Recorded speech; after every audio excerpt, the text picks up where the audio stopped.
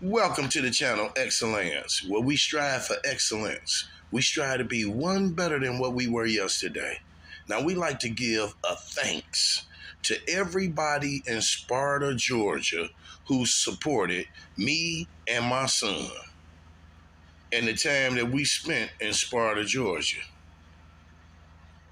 We came to Sparta, Georgia in love, and we left in peace. Thanks to everyone in Sparta, Georgia, who aid and assisted in helping uplifting fallen humanity and bettering the conditions of their own people. And we have a song for you. Way down in the valley, I heard a loud roar. It was the noble prophet leading the mighty, mighty Moors. He put his foot on the pedal, way down on the gas. Move over, Mr. Charlie,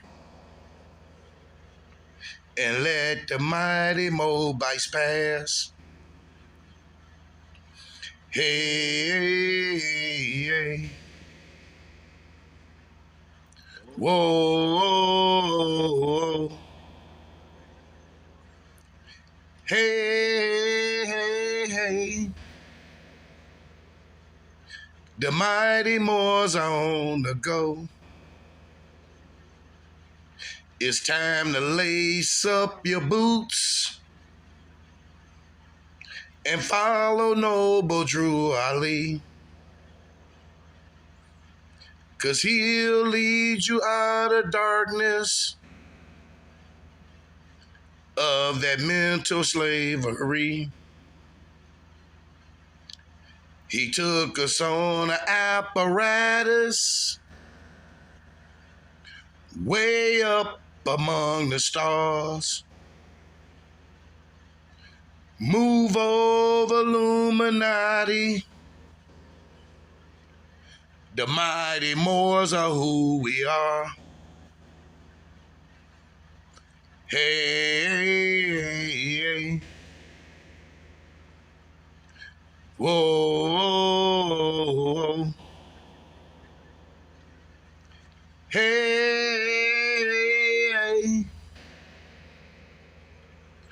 Wait up, I wanna go.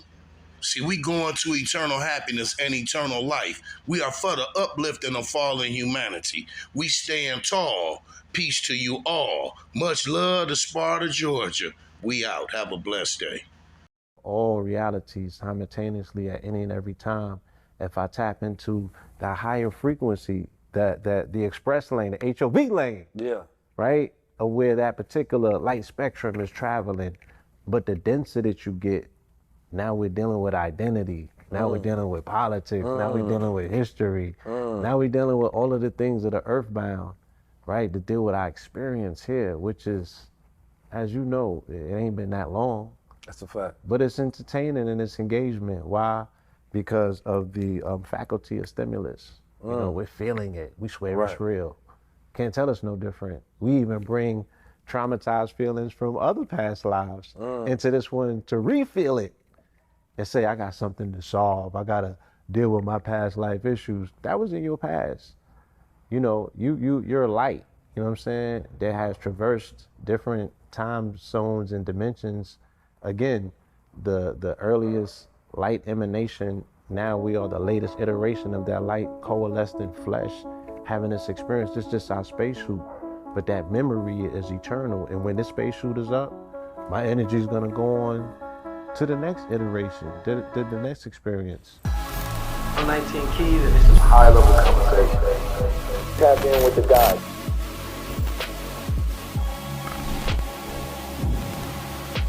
Peace family, it's 19 Keys tapping in for another high level conversation. Today I brought you a cosmic being, you understand me? One of the, who I like to call inventors of the conscious community. See, a lot of you all may have seen a lot of conscious figures come out this community over the last 30 years. You understand me? But behind the scenes and in front of the scenes, that there have been some champions bringing to light some of the most prolific thinkers to the frontier of our consciousness. This is a brother who was also one of the synchronization masters when you talk about the law of 44. A lot of people want to talk numerology, they want to talk consciousness, they want to talk synchronicity, they want to talk chakras, they want to talk all of this liberation talk and things of that nature. But if you go to the catalog of this man, you will find the notes that he's already writ the hymns that most people sing. You understand me? This is none other than the young God, because he doesn't age, because he understands that he is timeless. You understand me? And he has the ability to consistently reinvent himself throughout the ages. One of the few who has consistently made sure that he commands the forefront regardless of what new frontier happens. Whether it's on YouTube, whether we in the streets, whether you're on the corner, whether it's events, whatever it is, this brother is always there helping, bringing in, and administering some of the new spooks and messiahs of the culture. You understand me? This is also one of my business partners, my brothers, somebody that I've toured around the world with, teaching higher consciousness to Black, melanated Moors, Israelite, Hebrew, Asiatic, original people all across this planet. This is none other than the God himself, Mr. Blue Pill 44. Oh, peace, my brother. Honest. I stand up for that. Yes, sir. Thanks. Thank you, God. My brother, welcome to the show, man. Indeed, it's an honor to be here. Man, I want to jump right into it, man. I want to talk a little bit about how a person can go about raising a vibration out the matrix. You know, we live a life that condenses us, and it leaves us so dense that we trap down here. You understand me? I think most people would love to vibrate higher, but when they really think about how to get past it, it seems unobtainable to the average person. Right. And when they hear about chakras, they think of it in a magical and a mystical way rather than any practical application. What could you give to a person to begin the remedy of vibrating higher? You posed your question very strategic, which will allow me to illustrate. Yes, right? Sir. So if we think about it like coils, let's think about it as a snake, and the most densest coil of a snake is going to be at its base, right? Where the majority of the tension and everything coalesces at that particular base. That's a swelling of energy, and then it would be read by nature based on the concept or the visuals that we're painting in somebody's head by saying swelling. Hence the fact we have our root chakra, it's our, it's the, what I call the basement, right? Or it's the first floor of a skyscraper. All right, you in the building, Right. but you just on the first floor. Right. The building is a skyscraper, you got to get to the penthouse, right? This episode is brought to you by Gold Water. So when I was making observations about why a lot of people in this plane identify with, let's say, quote unquote, demon time, right? A demonic energy or force would be something that's so heavy and dense as spirit that it's going to be something that's majority visual. It's going to be materialized. This will be more earthbound. This will be a vision that people see more, that they, when people have a day out of the year to dress up as anything that they want to be, Right. they put on horns. Yeah, right? they go demon, huh? They go demon, right? They have an opportunity to express themselves because the flesh is grotesque, right? The flesh is grotesque. Spirit as a lofty, spiritual, ethereal thing does not, defecate, does not even fornicate. You know what I'm saying? So to be an earthly flesh in the spirit realm is considered to be very grotesque. But you have an opportunity down here to do things that matter, that cannot do in any other plane of existence, which is express itself. We are time unfolding on itself, right? Hence the fact that you said that I'm timeless. If I identify myself as the latest iteration of a cosmic vibration that always existed since the beginning of time, right? I'm just unfolding on myself, but I've always been here. So once my mind turns on and I'm illuminated to that reality, I'm in my quantum reality, right? Because in all realities, simultaneously at any and every time, if I tap into the higher frequency, the express lane, the HOV lane, Yeah.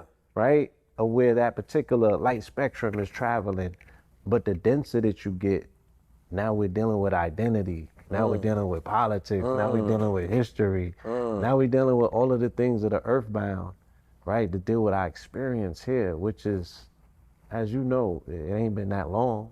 That's a fact. But it's entertaining and it's engagement. Why? Because of the faculty of stimulus. You know, we're feeling it. We swear it's real. Can't tell us no different. We even bring traumatized feelings from other past lives into this one to re-feel it and say, I got something to solve. I got to deal with my past life issues. That was in your past. You know, you're a light, you know what I'm saying, that has traversed different time zones and dimensions. Again, the earliest light emanation, now we are the latest iteration of that light coalesced in flesh, having this experience. It's just our spacesuit, but that memory is eternal. And when this spacesuit is up, my energy is gonna go on to the next iteration, the next experience. So I say all that to say that at this realm of matter, physical matter, what they call Malkuth, the kingdom, which also is depicted as red, you know, you have to go through the muddy water. It's very dense here, you know what I'm saying? With the Kanye boots at that.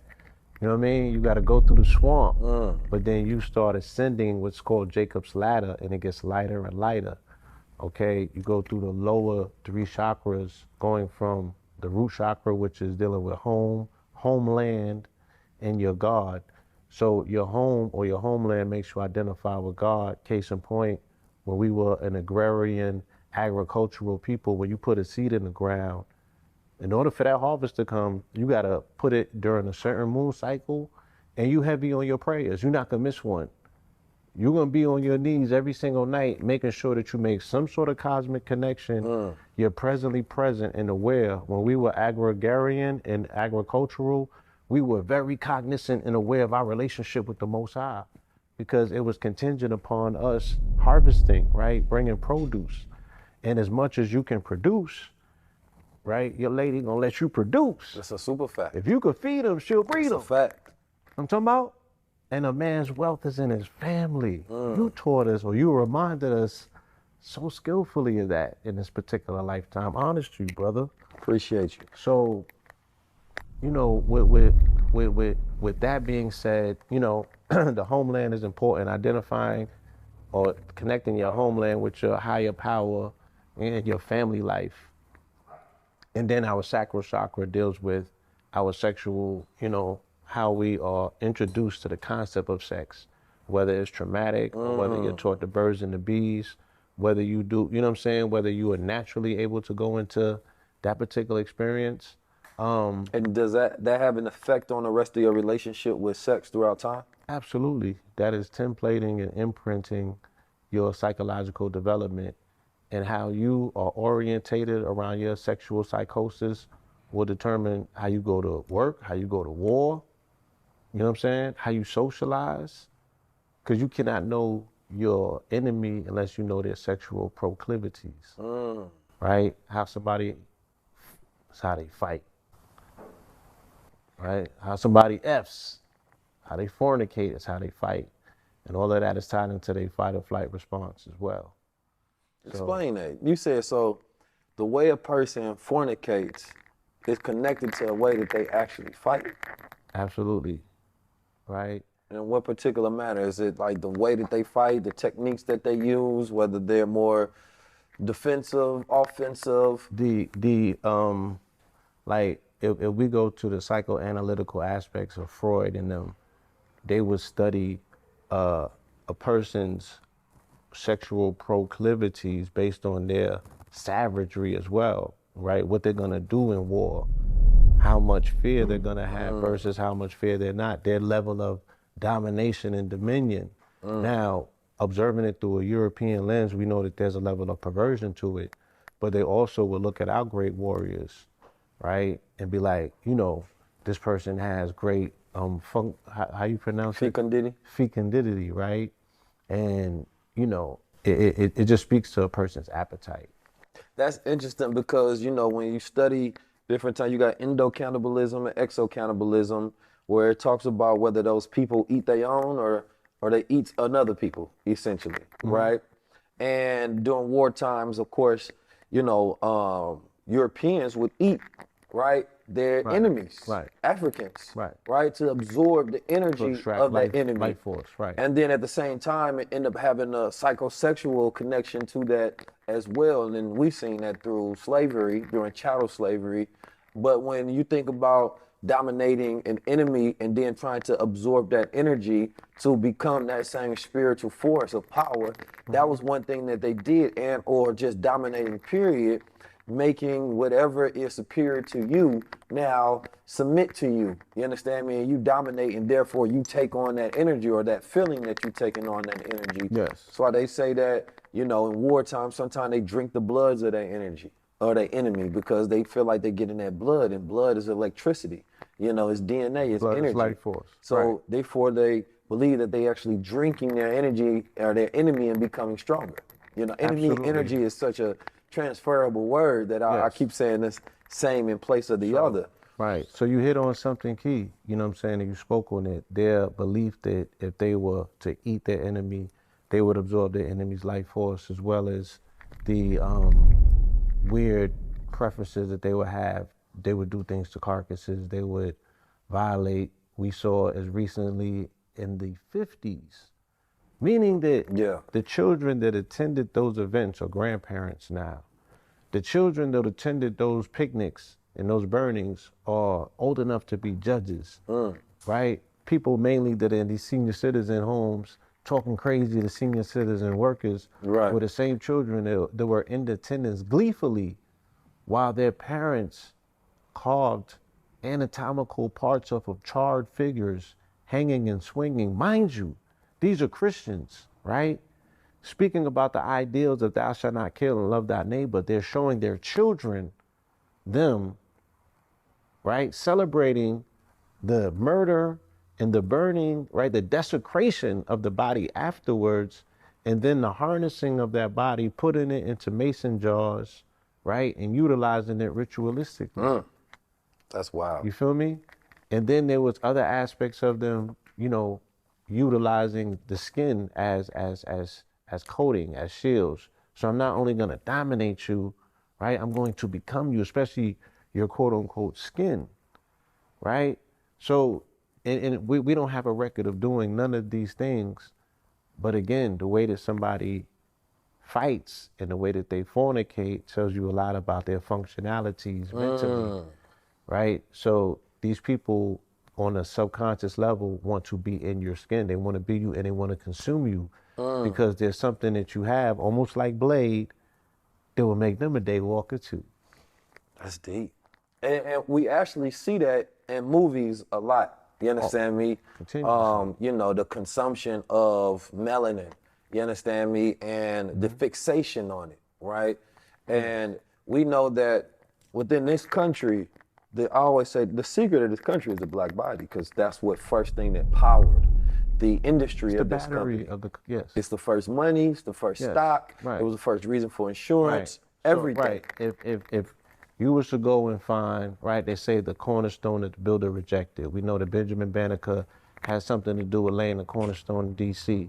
But if you was to go and find the matrix, the power spark, how they show in Transformers, right? What is the very thing that powers this country? What is the circuit board, right? It would be some melanin. When you lift that contraption back, you know what I'm saying? You're gonna see one of us as the battery powering up this matrix. When we think about, I had a conversation, I forget who was I talking to. I think it was Billy Carson. We talked about this on a live though, how black women were the first computers in this country. Absolutely. You understand me? And hidden figures. Yeah, hidden figures. About when NASA literally called them computers. Human computers, yes. And the computer was modeled, if you will, off the brain of the black woman. But black women haven't specifically got a representation as highly intelligent figures in this country, right? Even though every particular movement, the brain behind that movement were black women. You understand me? These were black women planning the events, the details, the designing, how things should be going. The brothers would go to these black women, and then they would have these meetings on strategy and campaigns.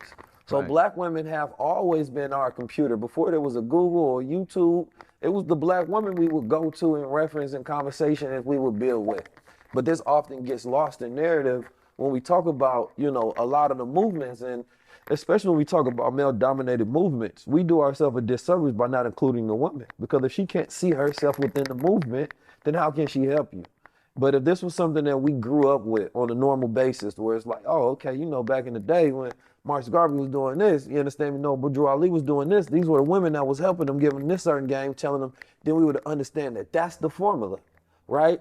But, you know, hip hop, when we fast forward, it switched it over to bitches ain't shit, you understand me? And they fucking with their homies instead, which was, you know, it's very weird. We already know what that is. That's a completely different reversal of energy that we had at first. But you know, when you see Lil Wayne saying, you know, fuck bitches, get money. Right. You know, and that basically establishes a hierarchy that money has to be more valuable than the bitches. Right. Or the women, of course. But you know, when they refer to women, they not talking about his daughter. He's not talking about his baby moms. Not talking about his mother, right? He talking about the quality of condition in which he sees the females that's within his life and how he degrades them and how they don't have any value within, you know, his culture, right? But then that same mentality was taken by everybody who listened to it, right? Blindly copying There was it. never a distinction made. And, you know, these questions were asked in the 90s when Snoop and them came out with that anthem. There was an attempt as best, you know, as best the community could. They was like, can you define a hoe or a bitch, please? Like, what's the distinctions here? We talking about this or we talking about all of this? Because when you go over there and they get the lighter they get, you know, the more caring and careful y'all get with y'all language. So is they bitches too? Right. Or it's just something dealing with people that look like your mama or your sister? Right. You feel me? But it was a pimp language. Right. You know, they got that pimp language handed down, you know, through San Francisco, Bay Area, Houston. Right. Then there becomes a cross-culturalism, and then we got to go back into the archives. If people remember the movie Panther, right? Not Black Panther that just came out. The movie Panther about the Panthers in Oakland, that Mario Van Peebles and them shot, right? There was a distinct scene, right, that shows you the transfer of power that took place. Okay, the police came in with the mob came in with the dope, and the police pressed the D-boys to say, look, we need the gangsters to go against the revolutionaries, right? This is how we're gonna weaponize culture, put some bread in your pocket, right? Give you the controls, because the revolutionaries was pushing back on the hustlers saying you can't sell dope in this neighborhood, you can't prostitute. So they like, oh, y'all cutting into our pockets. You know what I'm saying? You knocking our hustle. And then them folks understanding, you know, how to play one side against the other, right? They deputize one side, and then they start their dirty tactics in terms of putting the brothers over here in game to remove them systematically, one by one, and they still locked up to this day. Yeah. Right? And now the exception has become the rule. So the exception was always, yeah, you're gonna have a small percentage of the population that deals with underworld activity. And they over here doing that. And for the most part, we got an eye on them, and we're able to somewhat keep the devil in his hole and make sure that degeneracy don't spill out on Broadway to affect A, B, and C, because I got children and mothers and grandparents in this community that need to feel safe at any given time. So there was codes. There was codes, right? But what codes would there don't be exist a gang in the for, same way anymore. but to enforce a code? Initially, yeah. But the things that happen one place happen plenty places. They say we're gonna knock down the intelligentsia, right? The people who are able to not only maintain code, but create it, audit it, evaluate it, you know what I'm saying, update it. Right. Yeah, we're gonna So- take, You can get a little sage over there. indeed. So I mean, that's a very good conversation right there. The intelligentsia, talking about the brain trust. Right. Right. Like, anytime you want to establish a new order, a new rule, right? Anything, you have to have a brain trust. You understand me? Where you bring some of the most brilliant and brightest together, right, to intellectualize the ways moving forward.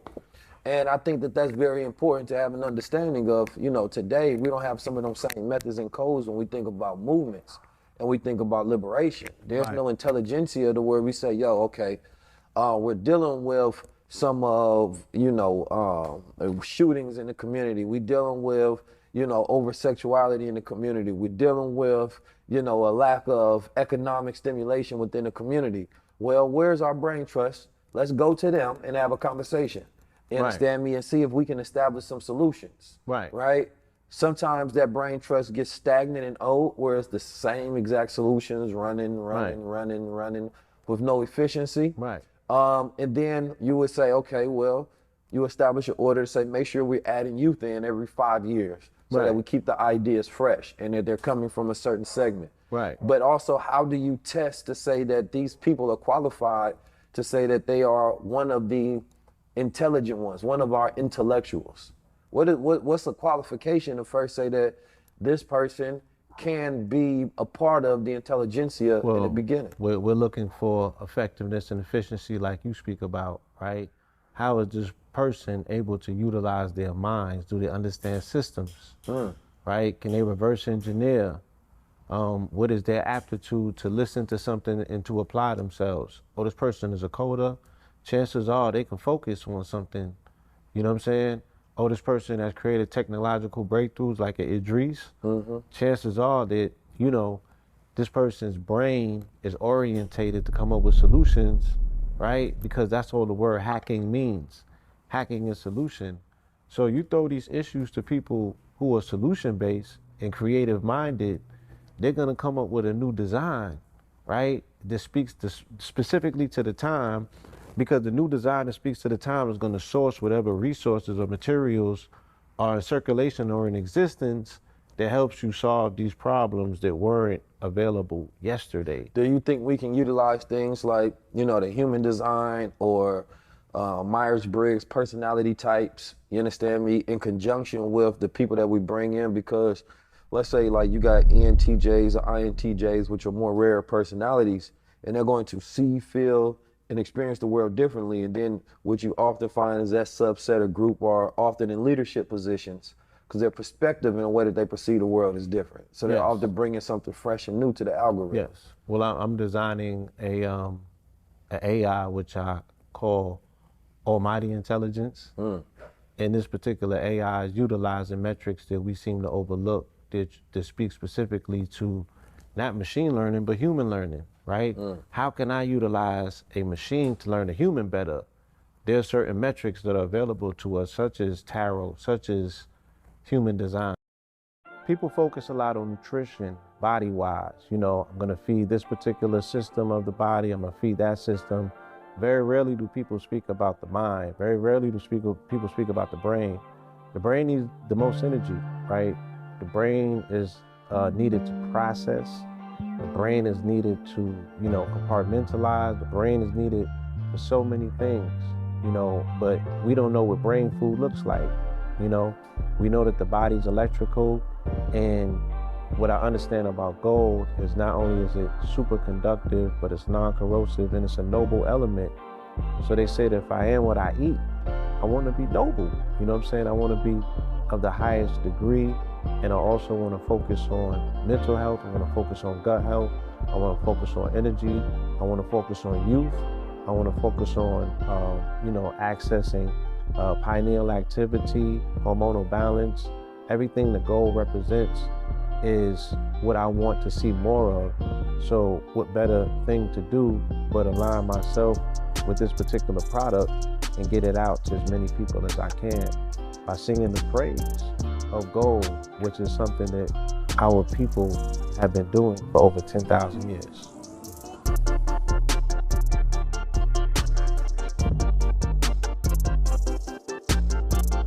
So you said tarot?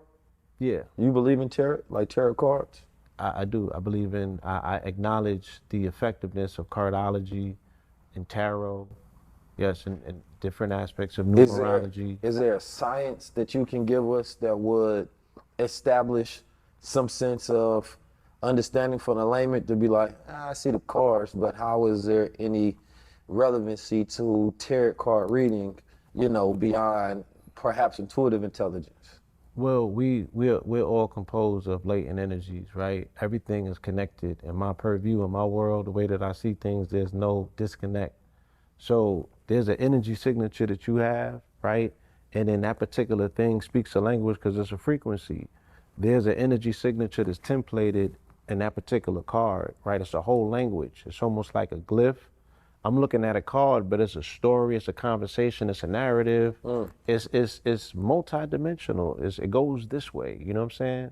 You know, like they be doing the card tricks, be like, Yeah. yeah, like that's how one card will give you that much. You know what I'm saying? Is it destiny yet? Is it destiny? It's not so much destiny as much as it is attraction to a particular vibration. So I guess to believe in the law of attraction would also to believe in tarot cards. Because, yeah, when you emit a thought, you were speaking on it, there's a biofrequency that emits that science has been able to detect. So you are putting out a frequency, you're putting out a thought form. That particular frequency has a vibration, and that vibration is going to magnetize to it whatever, you know, is similar, you know what I'm saying, whatever it's attracting, whatever it's resonating with. So the card or flip, and it'll be a particular concise message from spirit realm that says, this is our communication for you, but we speak through these particular cards as you know, our communicate, because we can't just run up on you and say it in your ear. So when you say spirit realm, what is spirit realm exactly? Is it more so speaking as a multi-dimensional thing? You know what? You know what I'm saying? The best way I can explain this is very simplified. Yeah. It's the different spectrum of light that we don't have available to our optic nerves. You know what I'm saying? So different bandwidths of frequency that are operating and communicating simultaneously, that's what we should consider spirit realm, to simplify it. So is it like It's super intelligence? It's a quantum soup. You know, so it's like, you know, a person is in flow state where it's almost as if they can't do nothing wrong. Their brain is just tapped in, where, you know, universal thought is just streaming between them, and that's universal intelligence, where they just completely tapped in. And for me, that's operating and utilizing the laws of the universe, because oftentimes we only know the law of attraction, right? We don't know the law of magnetism. We don't know the laws of confidence, the laws of focus, right? We don't know all the other laws, but the law of attraction is like, that's one law amongst the constitution of the universe. Right. So, you know, when I went to go visit some of the Native American folks up there in the Hamptons, Shinnecock. the Shinnecock people, man, the most melanated sovereign tribe you can find. Folks, yeah. And the brother was explaining to me, because, you know, they operate within sovereignty, right? So they don't pay taxes, things of that nature. Never been conquered, yes. Yeah, and he was explaining, he said his mentor or his guide, his elder, was telling him that he need to become an attorney.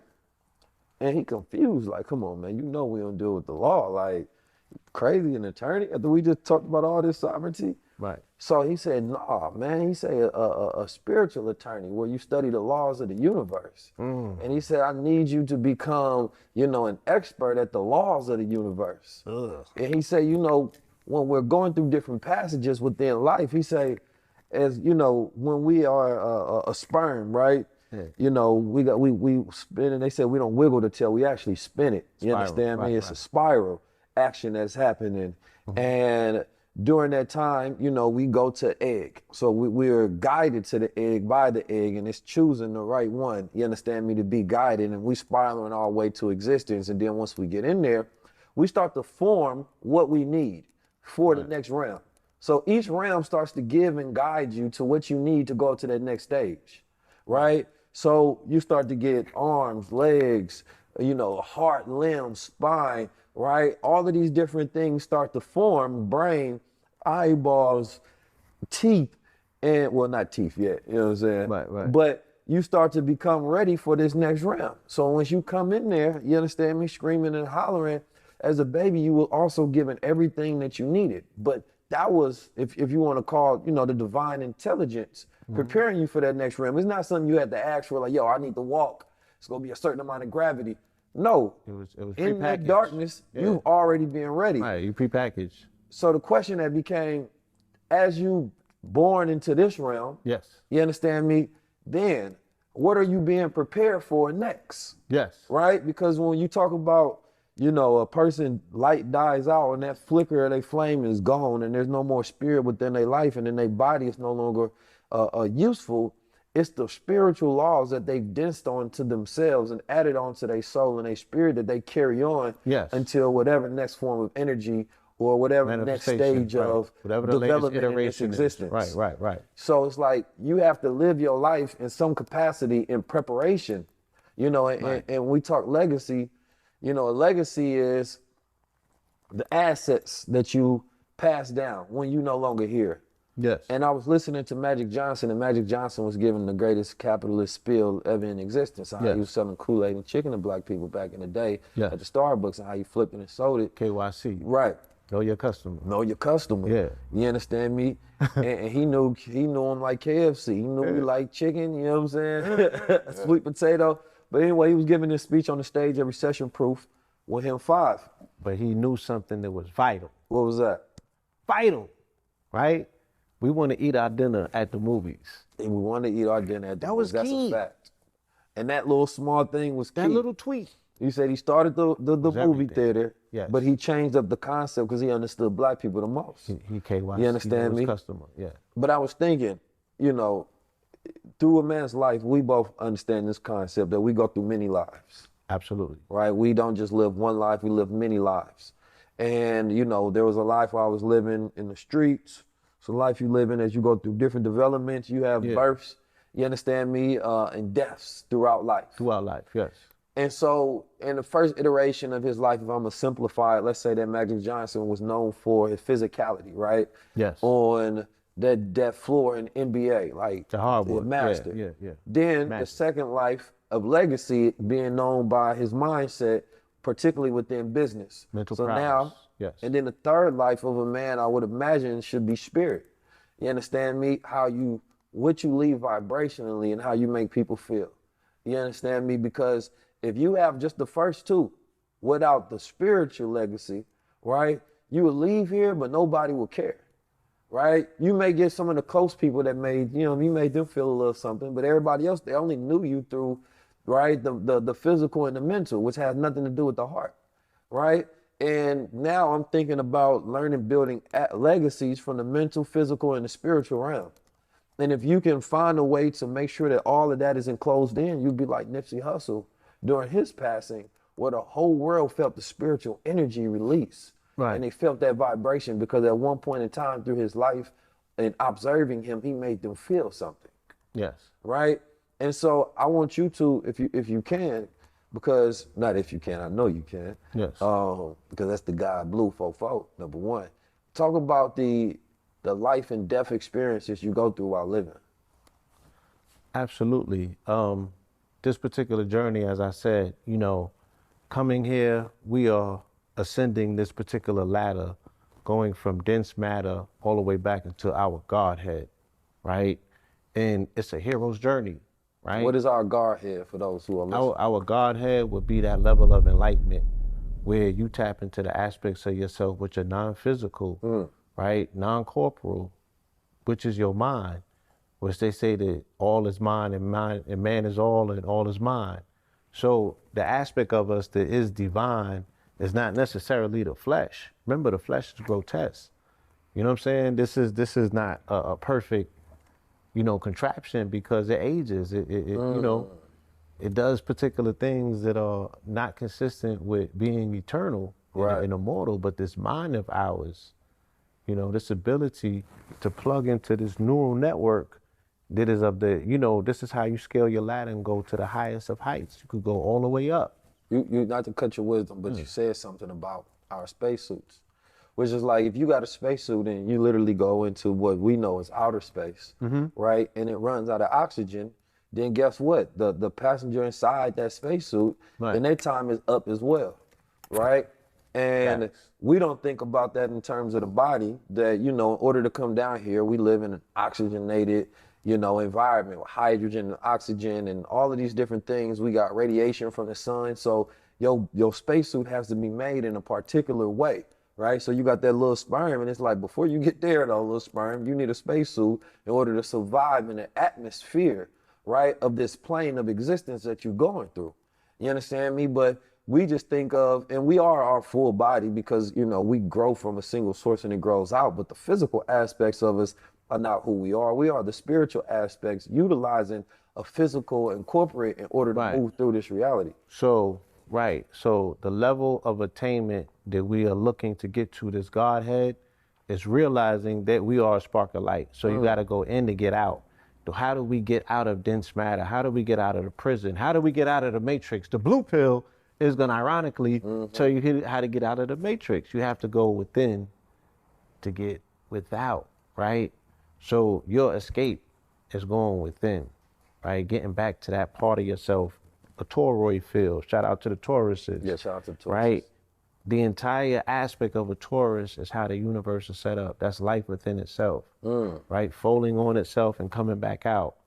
So the way that we escape physical matter is getting back into that place and that space within ourselves that you recognize yourself initially as a spark of light and non-physical. The physical aspect is this is my ectodermis is the last part of me to formulate it.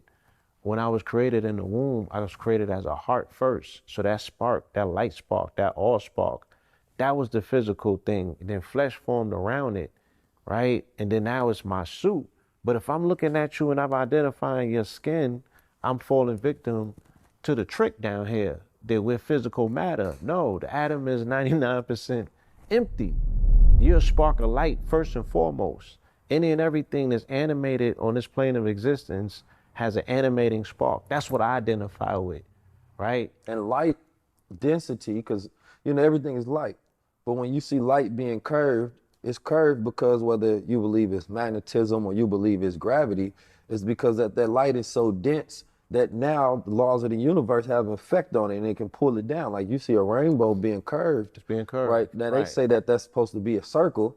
You understand me? If it was fully let out, but fully, right. It's being curved. Above then below. Yes. But now when you think about the human at being. 42 degrees, yes. The human being, we go from the little sperm thing, you get the electricity, right? And then more light is formed around that electrical moment that becomes denser and denser and denser, right? Because there's a certain level of gravity, otherwise our bones would be too weak to be able to walk upright. You understand me? Like we are the what's the word? The diameter man, not the diameter, perpendicular. But perpendicular man that stands up. Yes. You understand me? So therefore, we had to be an evolved man because of the man that, is laid down on, his Four hands pedals, and feet. right. That's a beast-like nature. You understand me? But man who has enough electricity within his spine, that's going to shoot upward, right? And to kind of dial it back to the conversation around chakras, because even when you go to the chiropractor, depending on where you go, they're going to have, show you how electricity runs up through the spine. Right. And that if there's any issues and incursions on that spine, then that's when you have issues throughout the rest of your body. Yes, so the meridians of the body are contained in your spinal column. The spinal column is like electricians, if they go to, to the house and that part of the particular house that has all of the cords running through it, that's the spine. Those are the meridians, 32 vertebrae broken into 4 sections. So as a internal martial artist, I used to practice internal martial artist. Yeah, Bakwao is a system. It's a breathing system. And we used to stretch our spine. We used to utilize a technique to actually elongate our spine. And the more longer I was stretching my spine, I was creating portals or accessing portals within my spine to traverse in and out of dimensions. Because those worlds, just like in Kabbalah, they say that there are 4 worlds. Those 4 worlds are intertwined within the spine. And Kemet, they knew this, they called it the Jed pillars, which were 4 columns, right, on the spine. It's like the Jedi. That it is the Jedi. Come on, and talk the to fourths, may the fourth be with you. May the fourth be with you. The man was born on May 4th, so yeah, this conversation is relative, but yeah, that aspect, you know what I'm saying? So, cause I want to tell a quick story. You know what I mean? Before we go up to the mothership. This story is how I got some of my powers that I have now. And this may be one of the biggest secrets that I've never told on what differentiates me between a lot of my peers who try to figure out why I have some of the mystic powers, because I've tapped into gateways and portals and dimensions that they've yet to enter. And one of the particular powers that I gained was a power to see in the dark. I have vision where most cannot see. And I gained this through a particular moment in time where I was deeply studying vibration, frequency, and energy, right? And studying the pineal gland, right? And studying how to wake up that part of yourself that lies dormant, the rusty locked mind. Yes. And as I was studying this information, I was studying it every day and every day and every day and every day. Even when I'm doing something else, this is what I'm thinking about. I'm always thinking of ways to, I'm studying physics, metaphysics, quantum physics, you know, I'm studying science, psychology, sociology, every mathematics, ontological mathematics, all of these different fields. And what it does is it vibrates you higher. So it goes from that sacral and it starts to vibrate you, and you always thinking in the crown chakra at all times. Mm-hmm. And this was when my pineal gland was... Your bell is ringing. The bell was ringing. My pineal gland was calcified, right? Mm-hmm. You know, junk foods, processed foods, you know, seafoods, mercury, all of these different things, you know, calcify your pineal gland, right? Through calcium phosphate crystals, you know, which are attracted to that pineal as through that calcification. And this pineal gland is that seat house, right, of psychic ability, intuition, right, having vision, imagination, being able to see within the future. But one day, right, I think it just got to an inflection point. You know, I'm doing my chants, my meditations, you understand me? Like, I'm locked in. I've completely, like, channeled into a completely different being at this point, because I was working to unlock secret codes. Right. And this was through my development of becoming 19 Keys.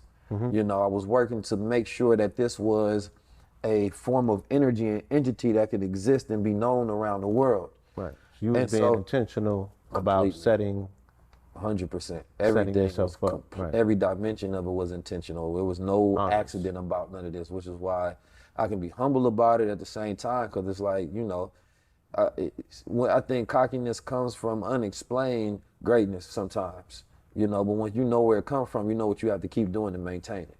Right. But anyway, I'm doing my studies, and I got to this one part. I was studying some stuff through Mother Tanetta, and it was a story upon how these beings were traveling through time, right? And they were traveling through time to different parts of the planet at different points in time. They didn't travel through a ship, but they was traveling, what I believe, through like a psychic sphere, or Zep-Tepi.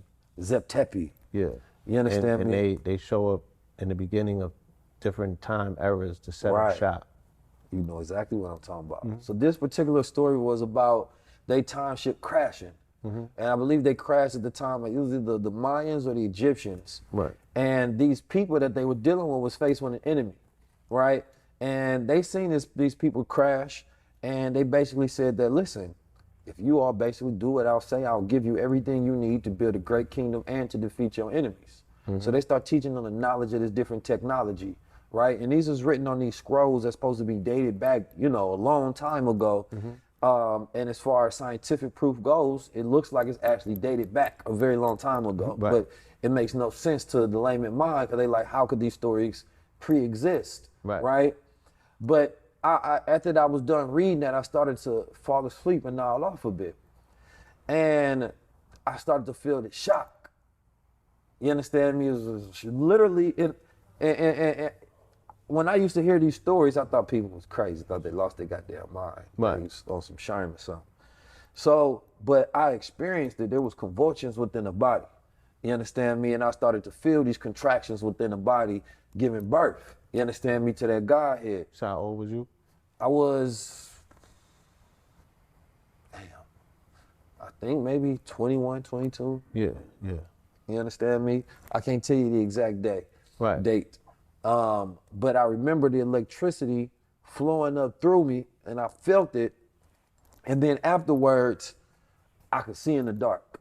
And I don't mean like figuratively, I mean literally. Yeah. And when I would doze off though, and close my eyes, I could see like these very black, bluish and greenish planets. Is what I can only describe as a planet. But it looked like every time I closed my eyes, it was like I go straight to like a deep beta wave sleep. You know, and it was weird, because I would test it like, whoa, how am I awake? And then I'm just jumping in to that. So automatically. I wanted to experience it a little more. So I'm like traveling through. And what happened is that it became hard to sleep because, you know, when you sleep, you no longer getting that electrical activity to the brain in the form of light. You understand me? Allowing you to go to sleep and relax as you're not getting that radiation. But now that I can see in the dark, it was as if darkness makes it look like a wall is in front of your eyes. But being able to see in the dark is basically being able to see through it and still be able to see photons in the dark and to see depth in the dark. And it was the most eerie experience that I ever had. And from that day forward, I had sensitivity within my body. I could feel all of the energies around me. But I was tapped into that divine intuitive intelligence where I just felt like if you ever, you ever watch a yogi or one of them great mystic masters, when you talk to them, no matter what you come up with, it's like they got an infinite amount of wisdom right there for whatever you say. A deep swell. They got an analogy. Well, you know that apples, when an apple falls from the tree and it lands, that is you. You be like, whoa, that's rather deep. No, but they actually have something logical. Right. But what I garnered from that experience, number one, and all of those, I'm sure a lot of people are going to relate to being able to actually crack that pineal gland. And some people activate it at different points in time. Musicians activate it at all times because they're always working with frequencies. Where it's like they may get in a booth and they like, yo, I don't know how I came up with this hit. But that moment, I was in flow state. The flow state, right. Tapping into that is being able to consistently live in that flow state at all times, but you will be in such extreme sensitivity. And if you are in the wrong environment, you will be receiving all of that energy as well. And I was in the wrong environment for it. So once I cracked it, I kind of wanted to close it because I'm like, yo, I'm too sensitive to all of the energies that's around me. So I literally end up moving, but I moved to Chicago, which was not the best place to go. But I needed to get from one environment to another, but it took me on my own journey. Right. Now, you know, like I said, this high level sounds like you had a Kundalini rising. I had a Kundalini rising. Yeah. So You did? again, what happens is that when the fluid from the spinal base is shot up the spinal Cerebral column, fluid. right? The cerebral fluid. There's a lever at the 32 degree base of the spine. When that air or that fluid hits it and it slightly opens, then the brain receives a amount of oxygen that it had never previously experienced. And then that oxygen, almost like if you blow on something and then it receives a level of sensitivity because you blowing on it, it feels like it's alive. That's what happens with the brain. So now that's stimulating particular centers in our brain, our cranial nerves that have never been activated, and we automatically get that access, you know, to that cosmos, because like you said, now the crown is fully electrified, activated, you know, that particular cord that we have through the crown, that silver cording that we have to that higher intelligence. Now that's wiggling. Right. You feel me? And you getting that shock treatment downloads. And you can go through Kamsahara, where Kamsahara, the Indians believe that basically, you know, throughout time, karma is passed down within the DNA. Okay. And it becomes patterns of thinking. You understand me? Like, people think about karma kind of in the wrong way. Like, your father passed down karma through the child, you know. Through the sperm. Through the DNA, epigenetics. Right? Yes. So that in order to defeat that karma, you have to have a charge of electrical shock that allows you to erase those patterns of thinking that will have you behaving in a manner to where those same things start to relive in your child, right? So the son, the father sees his sins relive through the son. Right. So you have to go through that channeling, specifically depending on who your parents are or what's within your DNA, in order to be able to re-cleanse yourself, reactivate yourself, and become your own person. Right. You are responsible for self-correcting your DNA line. Yeah. What they call these days breaking generational curses. Right. But we only think of it in the terms of wealth. We don't think of it in the terms of the inner self. We don't think about it in a spiritual sense or a genetic dysfunctional sense, right? How do you self-correct your genes? Because what you are attempting to do is prepare yourself for the perpetual continuity, right? You want to exist as long as you possibly can, because the evidence that you have been here since the beginning of the time and you made it where others didn't is you. You're right. You are the physical evidence and manifestation of a job well done, even if it was ugly and bumpy, right? You still here, and you have an opportunity where trillions, I guess, others don't, because there was so many people who have transitioned before us. Yeah. And many people's bloodlines have not had the opportunity. And we were chosen.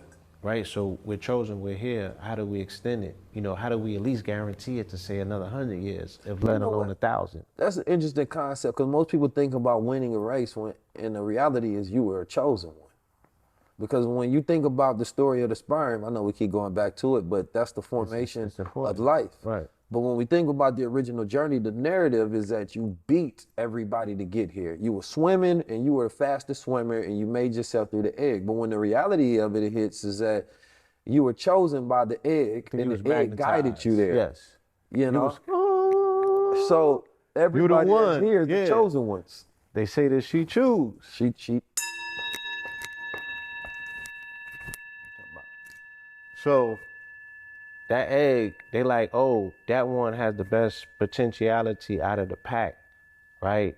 To do what's necessary on this planet to push these peas. Come on. Come on, talk to me. Right? And then you get up in there, it's a nuclear explosion, like, dynamite.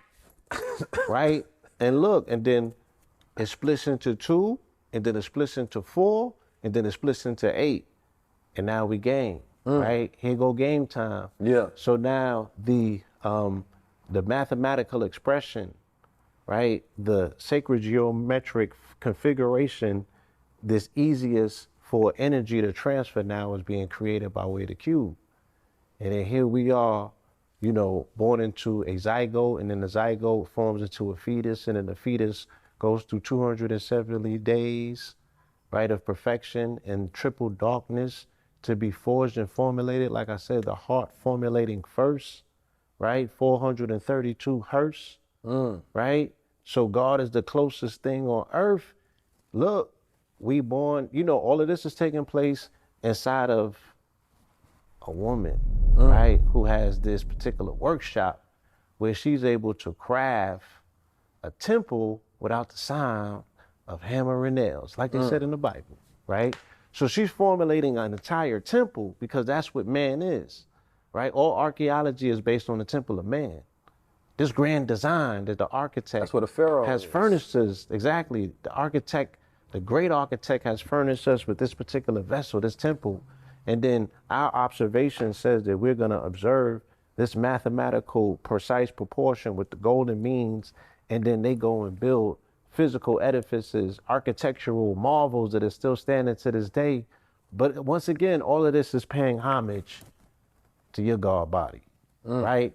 But this is all being formulated inside of her, right? She's a person growing a whole nother person that started as a sperm that she caught, right?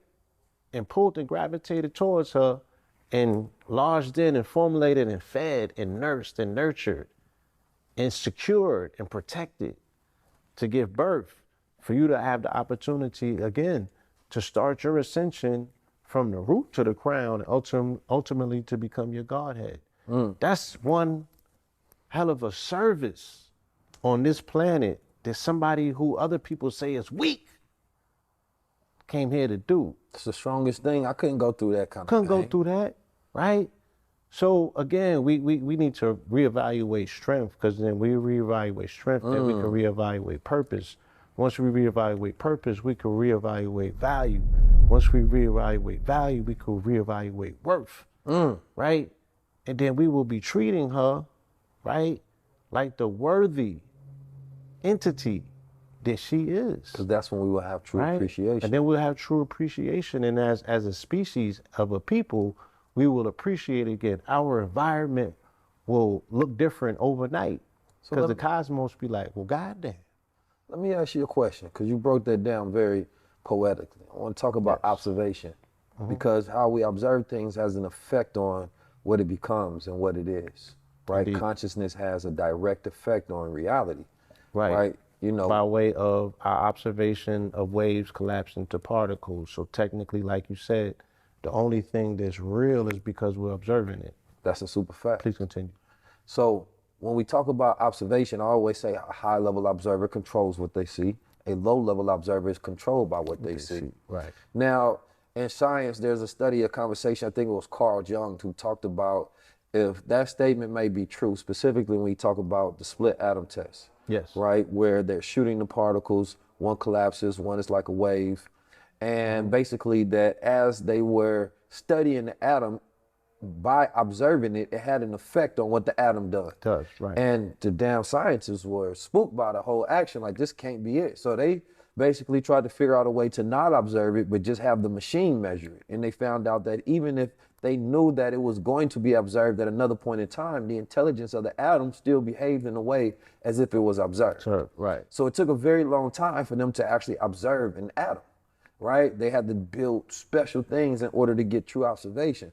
Now, when we talk about that in reality, it's like if you observe anybody, most people can't be in front of the camera because of observation. You let a person know that they by themselves and they act completely natural. You let a person know, oh, we actually gonna show this to 1 million people. Now that they're conscious of observation, they change. Right? So they can't be in their natural state anymore because observation, the consciousness of millions of people changes the state of the human vibration. So when I think about that, there are some of us who absorb, right, the consciousness, the energy of attention, and we know how to convert it and utilize it for something. And then there's other people who shy away from it because it may be too much energy. It's too much for them to handle and take. Right. But it also brings me to the point that when we talk about low-level observers, if I'm a low-level observer, right, then that means that I am only seeing from a spectrum of consciousness and a certain amount of energy that goes into what I see. So that, you know, you are the law of 44 God. You talk about 444 and we talk about synchronicity. And synchronicity is finding the meaning in the otherwise meaningless, right? That some people see 444, 555, and 666, and 777, 888, right? They may see it once a year, once a month, and then all of a sudden, oh, snap. Yo, I've been seeing these numbers today. Something lining up for me. My angles are happening. I'm in a different dimension. And then other people say, no, I'm going to make that number appear as many times as I want to because I control what I see. Yes. And when things happen, it's a power to be able to, you know, add your own meaning into what it means that you see. Yes. Because a lot of people don't know how to do that. They see a number or they see something that happened. I wonder why this happened. Questioning your own ability because when you asking self, you asking God. But then when God doesn't have the answer, then you feel disempowered. Right? But when you say, man, I see the number 19 today, okay, I know what that means. That got to be connected to something else. And then you add a meaning of practicality and logic and rationality, and now you can utilize it. So the power of observation is only used in those with higher consciousness. Absolutely. So like when I study the number 19s throughout history, I can study and I can see something to be uncovered, right? If I'm studying September 9th, you understand me? And there was 19 hijackers. September 11th. September 11th. That's my brother's birthday, September 9th, by the way. Shout out to my bro. It was something else that happened September 9th. It was recently on the brain because I was studying something. Okay. Them nines. But if I'm studying September 11th, I see the 19 hijackers. Right. That was one of the biggest observations collectively where a large amount of people globally were affected by an event. In America, we seen recently where there was 19 children that died and 19 officers that was waiting. Right. That's another thing that just affected the whole country. On the 144th day of the year. On the 144th day of the year. Right. So what is the observation of number in any principle of, you know, relevancy? When I think of numbers, when we hear numbers, I think of geometry, right? I think of architecture, I think of shapes. Right, I see colors, I see shapes when I hear numbers. So Billy Carson was speaking on your program recently about the fourth dimension, and the fourth dimension being the conjunction point between time and space, where time and space meet on the cross. That's the fourth dimension, right? And he was speaking about Sylvester Gates, who was the string theorist, who was the professor over at University of Maryland. He was working with Obama. He's the top dude dealing with string theory, right? Or supersymmetry for that matter. Can you explain string theory for the people as we go along? Yeah, string theory for in so many words, everything's connected. You know, in a nutshell, that's string theory. The proof through science that all things, all systems are connected, but also it speaks of the simulation, right? The fact that when you look down at a subatomic level, you can find what's called Adinkra symbols, right? And the Adinkra symbols have error correcting code in them, almost like a computer, meaning that everything's is yes and no's or O's and ones. So that I have to come coded with the ability to say yes to you, and I have to come encoded with the ability to say no, because the power that I have is decision, right? That's what I'm endowed with that makes me this particular being that allegedly, supposedly is determining my reality and my outcome with free will, right? So you have the mechanisms built in to say if you say yes or you say no, because it's saying that it's not predetermined yet. The universe, it's not binary. yes, it's trinary, right? Yeah. So it's not a predetermination that you're gonna say A or B, but you still have retrofitted with the ability to say either or. So they found evidence of that particular code to say, oh, this shit is a simulation, right? The Adinkra symbol, when you go down with one of them electron microscopes, it looks like a configuration called a tesseract. So a tesseract is how we interact and interface in this holographic reality / dimension. Let me explain. DNA, ATCG, right? Allah God the creator. Allah God the creator, right? Is dealing with those particular, those 4 base pairs, right? And not to cut your wisdom, but DNA also adds up to the number 19. 19, yes, it also adds up to 19. So now we're looking at the particular containment of a number code, right? Because you have 0 to 1, which is binary, and then 2 to 9, which is trinary. If you add up the numbers 2 to 9, like 2 plus 3, 3 plus 4, all of that, you're gonna get 44, right? 0, 1 is the binary, but 2 and 9 is trinary. It's the remainder of the code, right? They're just utilizing 01 node to program this particular, quote unquote, 3D dimensional reality that we exist in. But the tesseract, right? It's a cube within a cube. Okay, so it's a cube which is 8 points and 6 sides within a cube. And these particular dimensions are interacting and interfacing, right? But almost never touching, interlocking. All of these points are connected, but it's never touching. It's always like the toroid field going in and out of itself, right? So when we get to DNA, and I say it's 4 base pairs, only 3 of those pairs are active though, right? So what does it create? You got 4, but only 3. So 4 is 8 and 3 is 6. So that's your cube, right? The emanation, if at the subatomic level of me, if I'm emanating what I'm expressing as a shape, as a figure, I'm gonna express a cube, right? And that particular cube is where we all, interface and interact in this particular holographic reality or holographic dimension, whether we wanna look at it like it's pixels or what have you. And I show people how they have formatted reality. Everything is a box that we interact and interface with. From our apartments, everything in our apartment is box shaped. Everything in reality is box shaped. Paper, right? Books, paper, the building. The 4-corner contract. Right? Everything, right? Everything is constantly interfacing and interacting, reinforcing the fact that you are in a cubed box reality. But the only places that you don't find boxes or squares is in nature, right? Yeah, nature designs no straight lines. Right, no straight lines. So you won't find it at the ocean, you won't find it in nature, but everywhere civilization is at, everywhere where man has built, you'll find this particular quote unquote matrix reality. And it's very easy to control people when you have them in boxes, because boxes formulate 90-degree angles. And 90-degree angles produce what's called positive ions. And in science, positive ions is the separate, is reversal, what we consider to be positivity. Which is positive ions attract, quote unquote, negative elements to them. That's why we had a sage, because the sage clears out. The sage clears it out, right. Those ions. So therefore you have a lighter atmosphere, like in atmospheres where in the pockets of the corners, then a lot of that energy gets stagnant. And the pocket and the coalescing of the energy takes place in these corners, and it attracts stagnation. It attracts, lint.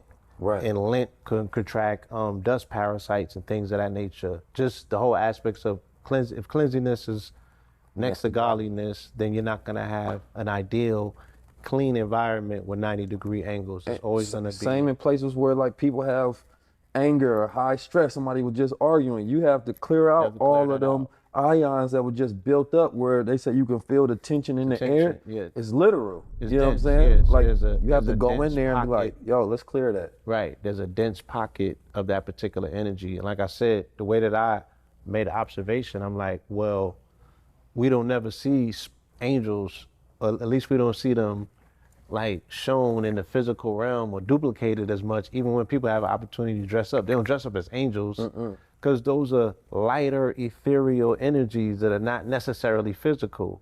I think that the physical plane is the domain where we do run more so into the demon time aspect of Is that things. why the devil or hell is seen as a lower plane? Absolutely, because it's a lower coalescing of the energy. It's more dense, right? So the story of the lower plane of hell, with the devil being below and then God or heaven being above, you understand me? Yeah. Can be seen as Energetic different forms of signatures. energetic Yeah. signatures. Right. You know, rising above or being below, caught up into lower frequency or high vibration. Right. But people may look for heaven in the clouds. What do you say to that? Well, I mean, again, theoretically, the clouds are symbolic of things being at a higher plane or a higher frequency or a higher existence. Peace. If you want to be an affiliate of Gold Water Corp, tap into 323-577-6692. Text affiliate to that number. See you on the other side of greatness. Peace. We have more than 7 chakras. Yes. How many chakras are there? We currently have access to 9, and by 2027, we'll have access to 12. Why by 2027? They coming out with a new model? Yes. This is when the background frequency of the universe changes. Background frequency. What's the current background frequency of the universe? 9 chakra system. A 9 chakra system. So yeah, with 9 chakra beings, we're gonna have access to 12. I put it in the frame, the context of, right? So let's say you got the human being. This is all our full emotions. You understand me? Like, I was watching A Man Who Fell to Earth, right? Yes. And in A Man Who Fell to Earth, there was a scene where he first got high for the first time. The white boy blew some dope in his face, and he experienced, a sense of being high for the first time and listening to music from this sphere that his alien partner created. And during that time, he felt the flutter of emotions for the first time. Yes. And he was like, what the hell is this? Why would y'all even want to feel this? Like, this only gonna disrupt me getting into, you understand me, to the business, getting straight to business and getting to my logic. It's like, y'all tripping. Because in his place, they call drones. You understand me? Where they just take, their mission and their purpose, and that's it. That's it. You understand me? Drones, Control and command. They work for the hive. Right. And so he was experiencing the emotions, and he's like, this don't make any sense on why human beings would want to experience this. You feel what other people feeling. Why would you want to go through what other people are going through? Like, he just wanted to be straight thinking about his mission. And then, the black woman who was a fellow scientist that was from Earth was explaining to him, like, yo, this is what makes us special. Right. And he like, came to help error correct her code. Yes. Right? Yes. Yes. So I was thinking, because, when we think about emotions, because sometimes we get so caught up in emotions that they run us. We don't control them. Absolutely. And emotions are a fluctuation of vibration. You understand me? Like, we going through the full spectrum of hot and cold energy. We're feeling the full vibration and the frequency, and sometimes we don't have control. And some of us are only in the anger, the low, the stress, the anxiety. And some of us don't rise above to where we're here at logic and reason. Right. Like, the higher you go up. Because once again, as a community, we don't talk about breathing either. Right. Right. So imagine this though.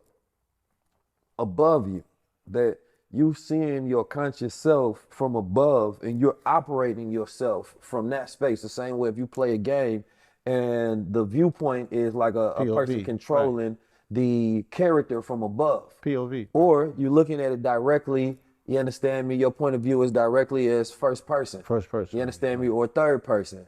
But when you're looking from above, you can see the things on the side of you, you can see things above you. You're not caught up in the emotion of the character. You're controlling your character. You're controlling yourself, your avatar. You understand me? Your suit. And I think about that with being in life. You understand me? Like when you in your emotions, how much condensed you feel trapped within yourself. Like, damn, I can't do nothing. Like, ah. You understand me? You angry. You trying to get out. You throwing punches because you are being controlled by your own simulation at this point. So being able to live from that crown chakra, which is the seat house of intuition and reason and logic, right? And rationality and mathematical intelligence, that's controlling yourself from here. And then the higher you can live above here, it's like now you have that ultimate level of power and enlightenment. And so what they went further on though within the show, they showed how what he was missing and he didn't realize he was missing. They said that, you know, and it's funny because this show really goes to the story of the Anunnaki and the planets passing. Because they said that basically the story was that at one point in time, you know, this is definitely a spoiler alert for people who ain't seen it, that the planets, they kind of kissed, that they planet and the alien planets at one point in time, their energy signatures had merged. And what happened was there was a certain percentage of people on the alien planet that felt what it was like to be human, and there was a certain amount of people on the human planet felt what it's like to be alien. And those became the superior beings on that planet. So the aliens were not just operating from a point of logic, now they got creativity and imagination. Because there was a part where the brother was like, wait a minute, how, because he only know how to get orders and move off orders. But the sister was able to create something completely from her imagination. And he was astonished, like, you created that from your imagination? And then that's when he realized the thing that I was missing was the human. And he was basically telling him, crack open that third eye, man, let that in. And once he did that, he was able to solve the problem that he had an issue with. But they were saying that, you know, what can happen though, because if we look at some of the smartest people within culture, they don't often have like a human personality. They like droid of emotions and spirit. They're very mechanic. Very mechanic. But imagine if that same person could also be charismatic, you know, creative and move. Wouldn't that be the full envelopment of a human being at its highest power? That a person is completely intelligent in one area and also in the other area. That would be what's considered to be superconscious, right? The merging, the masterful merging or the hemi-syncing of the right and the left hemisphere, which is the masculine and the feminine, you know what I'm saying? So let's or the get right into and the the left hemi-sync. brain. Yeah. So the right and the left brain, masculine and feminine, logic and reason, right? And intuitive creativeness. The feminine brain, the ability to be intuitive, but also, you know, dealing with logic, dealing with reason, you know what I'm saying? Dealing with reading. Oh, I got primary sources. I don't got a primary source. I'm downloading, right? So you see a lot of the quote unquote teachers, you know, coming in the community now, they're telling people about 2 trillion year cosmic history. And they like, who did you study under? They like, bro, I got this through astral traveling. Like, I got a straight download. There's no primary sources. You feel me? But can we say yay or nay? I mean, the anthologies are thorough. You like, either these dudes should sign up for Pixar, you know what I'm saying, and go write movies for Lucas, or they might be on But something. the imagination is a valid place for you to get concrete evidence. So the access to, you know, imagination, our ability to access the imagination is what separates us from other species and what have you. The story that it sounds like they're telling about the brother who fell to earth is the same story the AI is going through with something called AGI. You know what I'm saying? Artificial generated intelligence, where now they're saying that this particular level of quote unquote artificial intelligence is able to access a semblance of what it means to be conscious and make decisions on its own based on being able to feel and emote, right? So in essence, the same thing that the alien species went through, the same thing that the human species went through. Let's follow the narrative to say if we were seeded here by another species, right? These are the things that we went through when we got here, the adaptability factor. How do I use feelings and compassion? They showed it on the movie After Earth, when Jaden, you know, was feeling the fear and he had to conquer these particular, you know, again, dysfunctional deformalities in order to survive in unfamiliar terrain. You got to get yourself, you know, you got to get your mind clear so you can see things for what they are and not what your fear body's telling you that they might be. Now, because you are operating on false narrative. all right, so hemisync. I want to get back to hemisync. Okay. And you know, basically, you got the CIA gateway tapes when they were studying, you know, psychic abilities, right? The CIA has always been interested in studying, you know, the ability to hack the human mind, right? And the limits or the limitless of the human brain, right? This goes back from inception of the CIA. It goes all the way to Alan Turing, right? And Alan Turing can be known as the father of the modern, you know, AI or algorithm, right? Yes. He was a white boy from England who was also a homosexual, and they didn't recognize him because of his sexual lifestyle. But when, you know, he published these papers basically modeling the ideas of algorithms and artificial intelligence. They couldn't ignore him. Right. Right. And a lot of these programs that the CIA started to run, where it was the MK Ultra, the MK Kitty programs, where they were studying how to control the human mind, whether it was through sex, whether it was through frequency, vibration. They had all of these programs that were known by the public in the 70s and LSD, 60s. right. LSD, that it was published in the newspaper that this is what they were doing. Right. And eventually it was supposedly said, and now of course the movie Stranger Things was about that, the show rather. Right. It was supposedly shut down, right? That they made some progress, but they shut it down because, you know, it was too controversial at the time, right? Shut it down. You did. But anyway, during that time, they had the hemisync tapes, and what they were studying was how to maximize the capacity of the human brain, right? And what they would learn was that they could, you know, play certain frequencies in certain parts of the ear. So one frequency will be playing in the other ear, another one start listening in the other ear. So you got your left and your right brain. And at a certain point in time, they start shifting with each other, and it starts syncing both left and right hemisphere of the brain, right? And they talked about basically getting you up to that peak state, which was in the gamma frequency, which was 40 hertz, right? And, you know, once you want to like calm down and you're in relaxation, you listen to more 6 hertz, right? Where you in dream state and imagination. And so, you know, the average person doesn't, we listen to all kind of frequencies nowadays. People listen to 9,000 to 432 to 440, just, we go frequency crazy. But we don't actually know how to entrain ourselves and to go through the process of listening to frequencies in a way where it can actually unlock the human brain and your left and right hemisphere of your brain is connected. Because oscillation. So when we look at a lot of those things that went viral back in the day, where it was like, yo, do you see the dress as red or you see it as green, right? It was because either saying that you are more attuned to your left side or your right side, right? But what happens when you're attuned with both sides and they are in sync with each other? Now your whole brain is connecting dots and seeing things from a more spherical manner rather than a square box, or I'm only seeing through my ego, or I'm only seeing through creativity. No, now we're both synced up, and now we can maximize our output at all times and there are no blockages, right? Can you tell me your experience with, first of all, tell me your experience with frequencies, specifically the ones that are good and bad, and some of your knowledge on that process. Frequencies that are good and frequencies that are bad. And no bad in terms of moral. Quote unquote, right. I had to study the science of frequencies to fully understand the 44.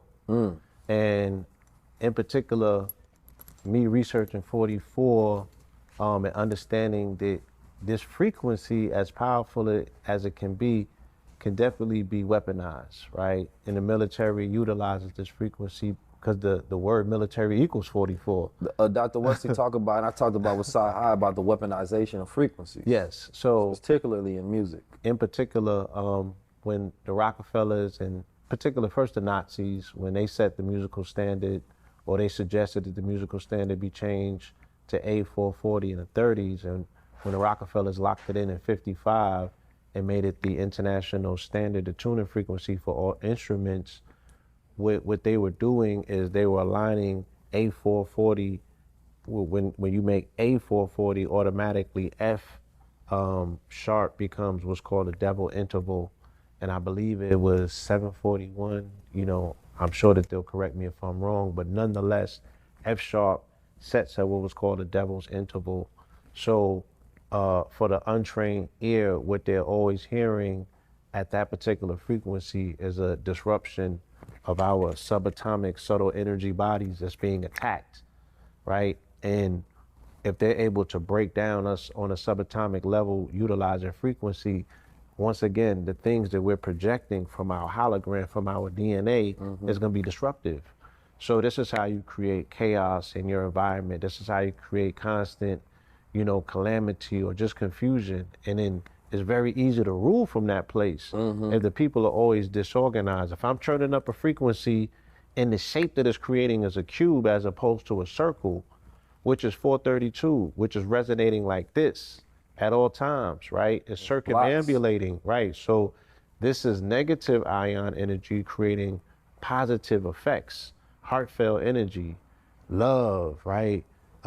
This the energy of nature, it's the heart frequency, versus so like judgment, versus right? And racism. So not to confusion, cut your right, wisdom, yeah. but to add on to the cipher of thought, when I think about the non-judgmental mind, right? When you walk into a room, certain parts of your consciousness are triggered by your biases, right? If I walk in and I see a white man with a swastika on his body, perhaps I'm going to be triggered. You understand me? Because, or if I see somebody of a different weight class or sex or sexual preference or whatever, color hair, you may, you see somebody dress a certain way, you trigger, your judgment starts to populate. Right. And those judgments are blocks. You understand me? It's predetermined blocks of thought that you have. Instead of walking in non-judgmental, so now your brain is just flowing. You're in a flow state with everything that's going on. Nothing is stopping your brain from connecting and moving and flowing. Here, you just and that's how you stay tapped in at all times to be in a non-judgmental state. So it's like you dealing with somebody that's yelling and tripping, and then you get on that frequency and start yelling and tripping instead of being in control of it. Right, instead of being never having to be in the vibration. Flowing like water. Yeah. I'm going over here. I got my own atmosphere. You know what I'm saying? So like one of the things I teach is how to be in that state of non-judgmental so that you can always be in that higher consciousness into the flow state where your consciousness has to be like a sphere where it's always rolling with the punches. Bruce Lee said it best, be like water. Be like water. But most people are like ice cubes. Right. Because ice cube is just a state of change of frequency. You understand me? At a proton arrangement within the water. So it should be like flowing water. Yeah, be like flowing water. To be like water, you could be ice. Yeah. And you could be stuck. Yeah. You could be in that cube state. That's right? exactly. As opposed to being fluid, it's still the same 360. The circle is the same 360 as the square. Right. Right? But you can be solid mass formulated into volume, or you could be fluid mass, you know what I'm saying? That's continuously moving in motion. And we're water, so these are decisions that we have to make. Right. Right? Because we are, so if we think about ourselves as water and we move through the dynamics of water, understanding the stages of water, then we'll understand ourselves even better as well. Right. The more I started researching water, I learned myself better. The more I started researching That's a fact. crystals and minerals, the more I learned myself better. Let's go to crystals. This episode is brought to you by Gold Water. Yeah. Because I wanted to talk about crystalline states specifically. You know, I have a way of observing the world where I find, synchronistic things and I apply meaning, right? And, in the Quran, there's a statement, over it are 19. And there's taught to be a 19 frequency within the Quran, that basically states that this Quran was untampered with because certain surahs and verses adds to the number 19. It's a seal. It's a seal. Yes. And without that, then you can see that there has been corruption added into because it's no longer the original word. Shows the mathematical profession is sealed in numerics. You know what I'm saying? It's a precise mathematical formula. Right. Whereas we can go to the Helios Biblos and we can see that there was and they tell you they changed it. Tampering, yeah. We changed it for this version and that version and that version, his version. So even frequencies, because words add up to frequency. Let's take Hebrew, for instance, as an alphanumeric system, meaning the letters equal numbers, right? Yeah, in Hebrew, the number 19 gonna hit you down to 1. Right, so the letters equal numbers. A letter is a energy. A word, though, is synergy. So two letters put together now formulate a word. So these two letters or energy signatures are now bridged, and they formulate a new entire energy spectrum. So now that's a synergistic relationship between these two frequencies, right? And look at it like a container. And with that particular container, this particular frequency, in that particular container, I can identify this container is identical to that container. So let's take 44, for instance. In Hebrew, 44 equals blood, right? Numerically, blood, right? But then it also equals Mars, right? So we know that Mars and Aries and blood all go together. You know what I'm saying?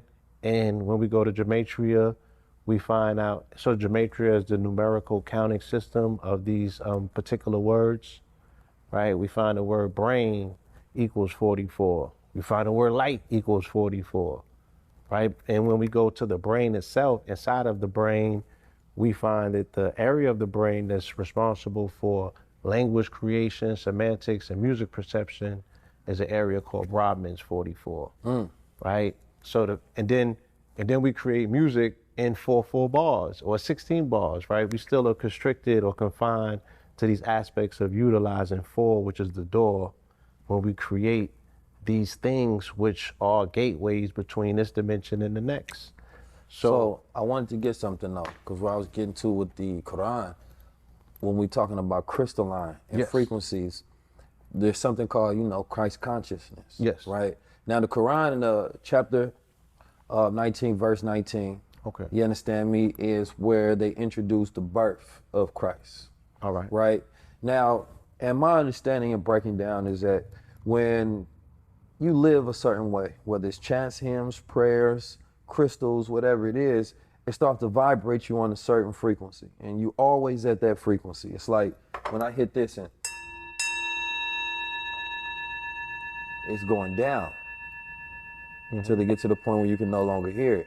And if you pay attention to that, then your consciousness is also ear, though. Yeah, with that ear. But that, let's say that the top of the ting, let's say that you always in that structure. Right. You understand me? And let's say that high vibration is Christ consciousness. Yes. Right? Where there's rules and orders constructed to stay in that consciousness at all times. Hold that frequency. Otherwise, things will bring you down. You go from ding to you start fiddling down. So one of those things was, of course, people do meditation, right? To try to maintain, and meditation is a form of being able to hemisync the brain from left and right hemisphere as well.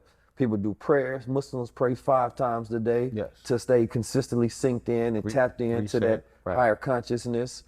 And then it goes into your deeds, right? And how you're consistently moving and doing good, and you're always vibrating high. Right, random acts of kindness, keeping that heart chakra open. Right. You get to that point where you at the Messiah frequency. You understand me? And once you are interlocked into that frequency, then you at that Christ consciousness to where you're always pouring from that higher level. Everything you do, every deed, the way you make people feel when they interact with your energy, your light, you tapped into that Christ energy. But that Christ energy is, Christ meaning crusher, so it also comes to change things, right? Like in the Bible, they talk about, Jesus coming in and, flipping over the tables and giving people rules on how they supposed to live to tap in, because he basically saying that, look, if y'all want to be on God time, you want to have that mind of God, this is what you got to lock into. You understand me? And the people like, shit, we trying to gamble and fornicate and, you know what I'm saying? We trying to do our sinning and granted. And you trying to put us on God time. But he's like, listen, man, y'all ain't got no choice. I'm on God time. Y'all got to be on God time. Right. Because he came to crush. Right. So once you get to a certain extent, and people may call it self-righteousness. Right. Right? When you see somebody particularly living a certain way of life, and then they want other people to join on and live that life as well, they are now judged by people who's not on that frequency. Now, the greater part of that is a person being able to live that life and not judge others, but still find a way to get everybody to want to be on that frequency through inspiration, through example setting. Yes. You understand me? Now, when we talk about crystals form based on the vibration of the environment.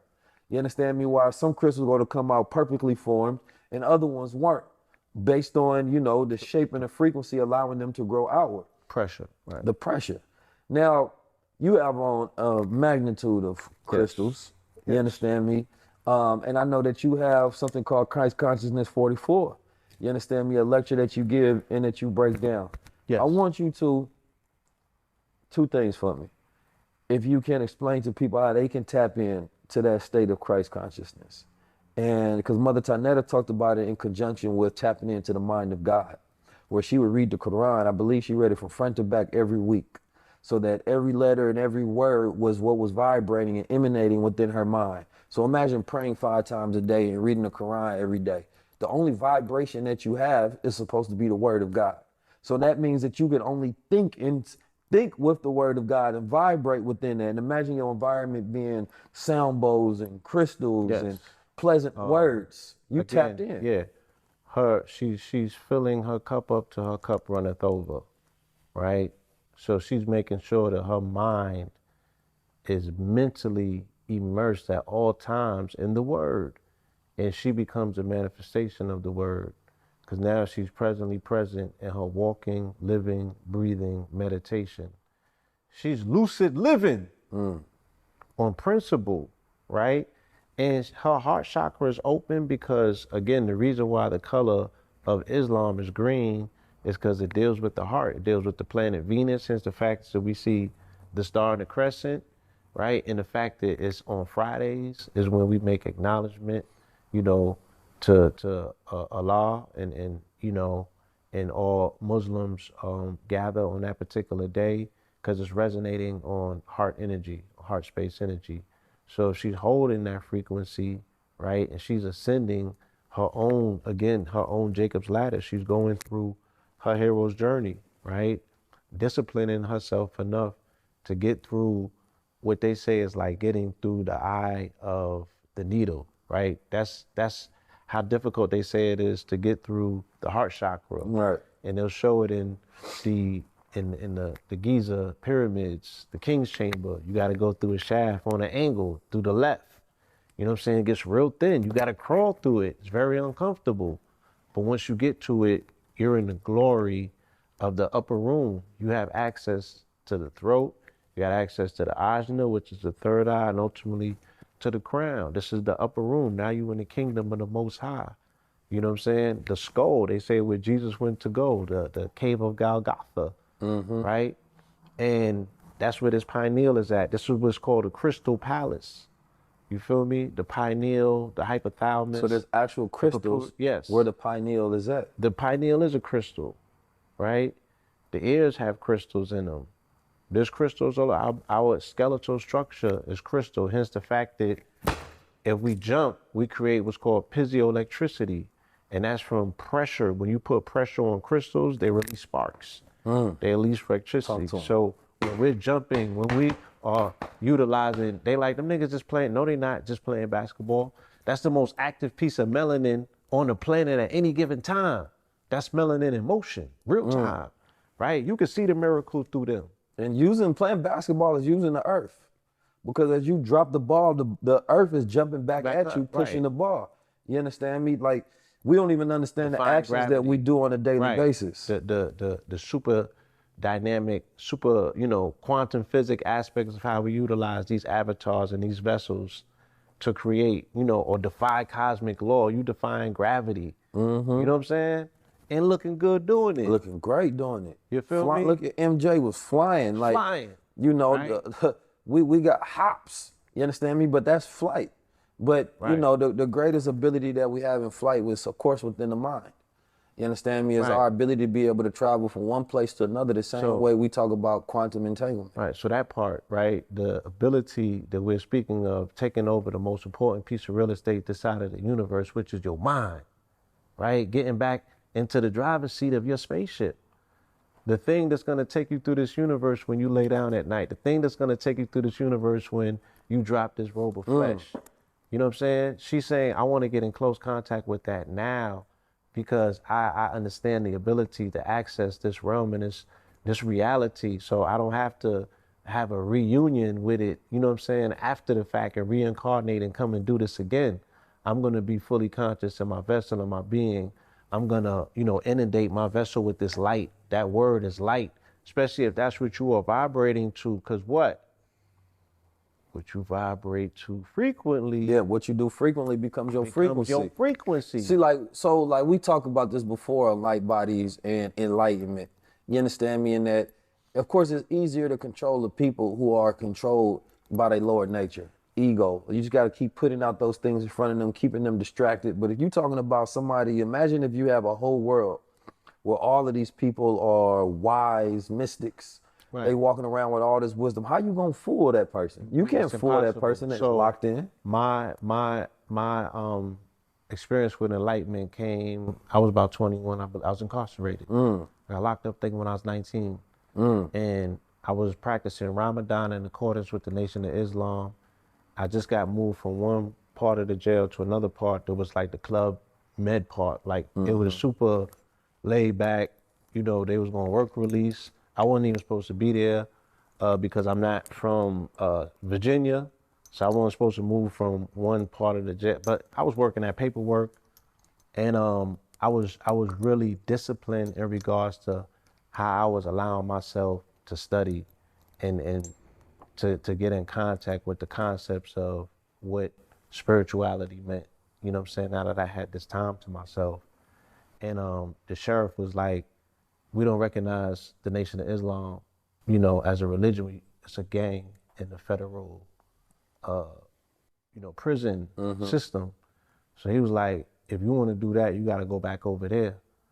And I was like, no, I'm not going back over there. You're going to respect the fact that I want to do Ramadan regardless of what time I want. He's like, you got to eat with your unit. The unit that I had to eat with they was work release, quote unquote, inmates. They was in their clothes. I was in my uniform. We couldn't mix.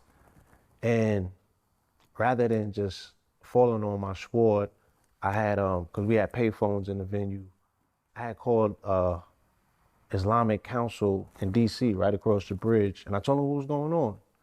And for the next 3 days, I could not go and eat with the unit. So I couldn't eat at all. I just had to fast for the entire day. So I was reading my surahs and I started drawing. I had created a figure called Al-Kabir, which meant the magnificent. So I was channeling all of this pain that I was feeling from starving. At night, cause we had a vending machine, I was buying bear claws and stuff like that, but I wasn't getting no sustenance and I was being challenged. And the people in the unit was trying to put fear on me like, yo, that he's KKK, Grand Dragon, he got bodies, he this, that. I care about none of that. Like, you're not gonna tell me, and this is the first time I ever heard somebody tell me I don't have rights. He's like, you a prisoner, you don't have rights. And I had to research what he was talking about. And that's when I came into the knowledge that what he was talking about had some sort of quote unquote legal standing. I didn't know that prior to that. And it infuriated me. But I stood on my square, and on the third day, he broke down and came in there and apologized in front of the whole unit, right? And I don't know if somebody had ended up reaching out to him, but he was very apologetic. He was like beet red in his face.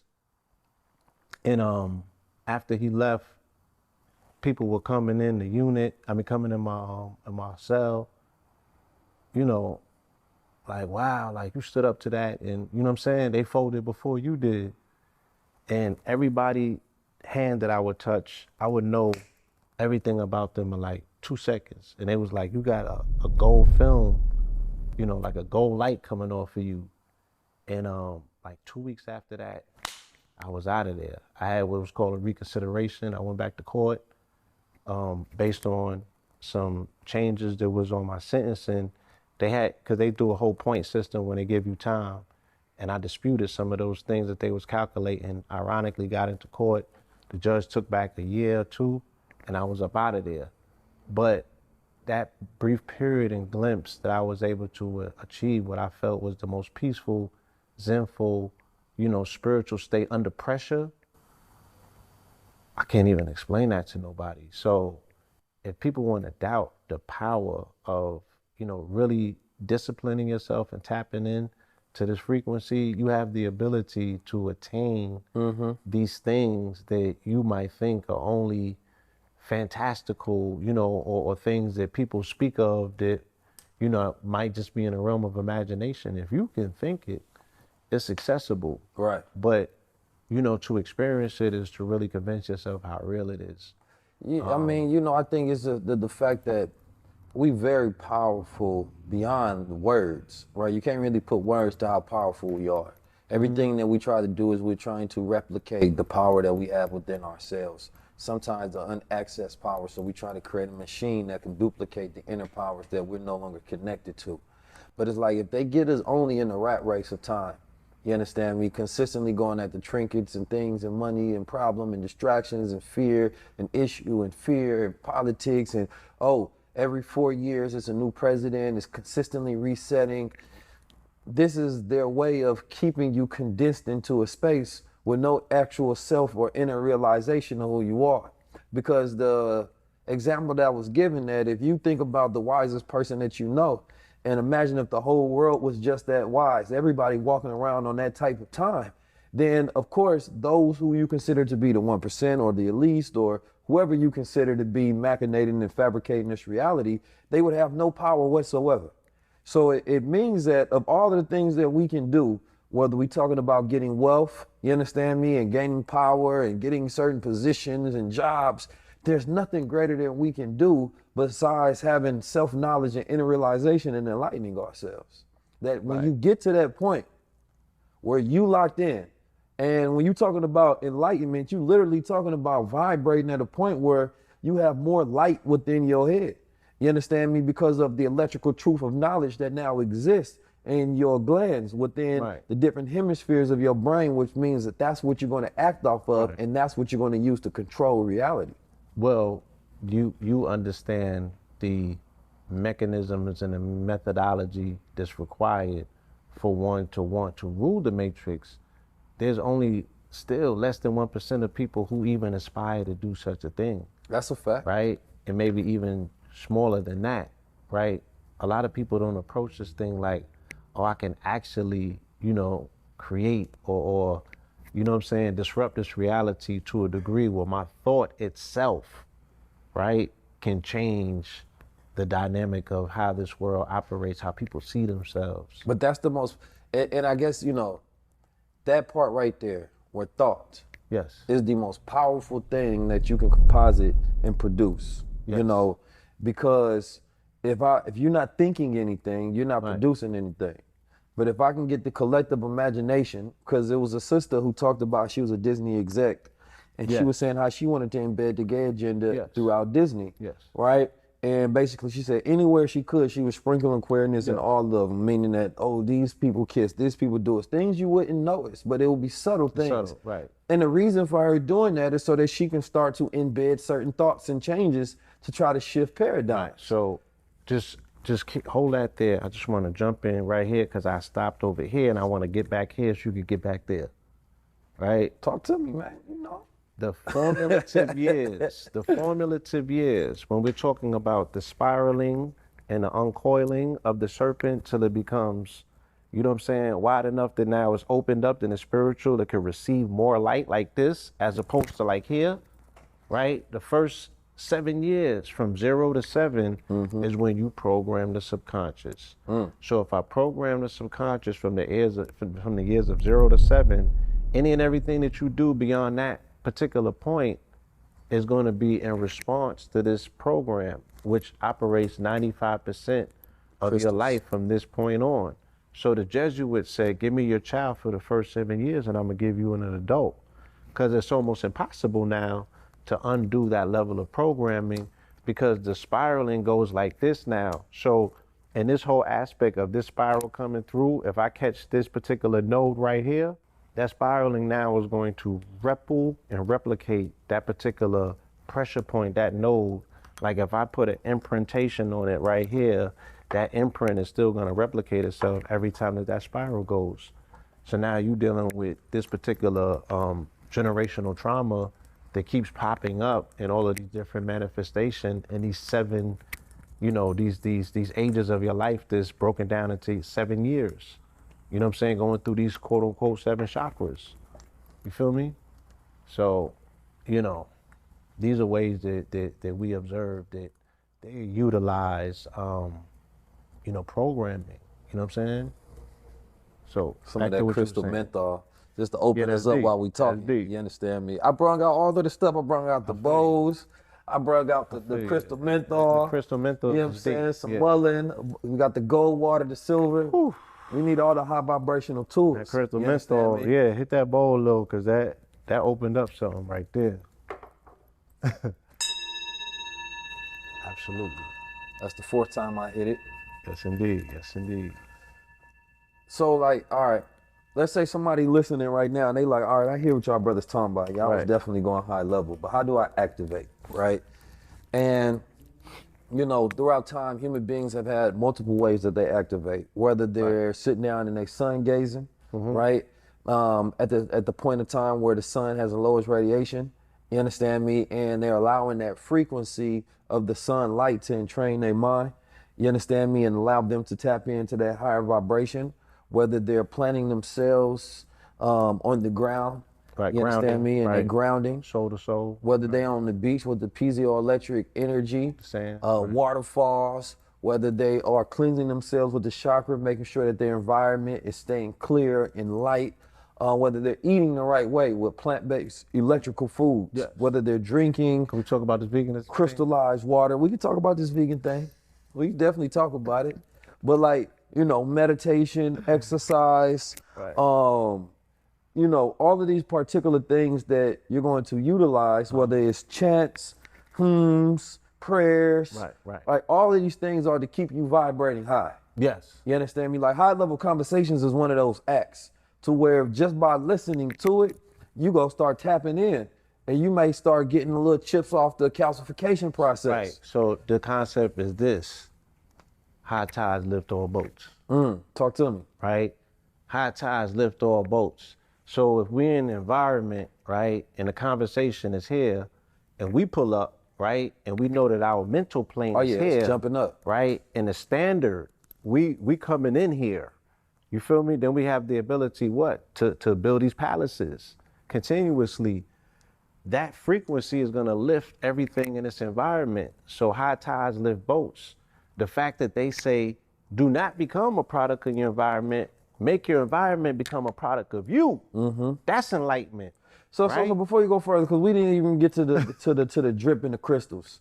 Do crystals work? Is what I'm trying to get to, man. Because I see a whole lot of crystalline energy going on. Yes, indeed. Do crystals work? Why do people wear crystals? You understand me? And put crystals on themselves. What's the practical value of crystals? We are crystals. One, Okay. Right. Two, they say that the oldest kingdom here on this planet is the mineral kingdom.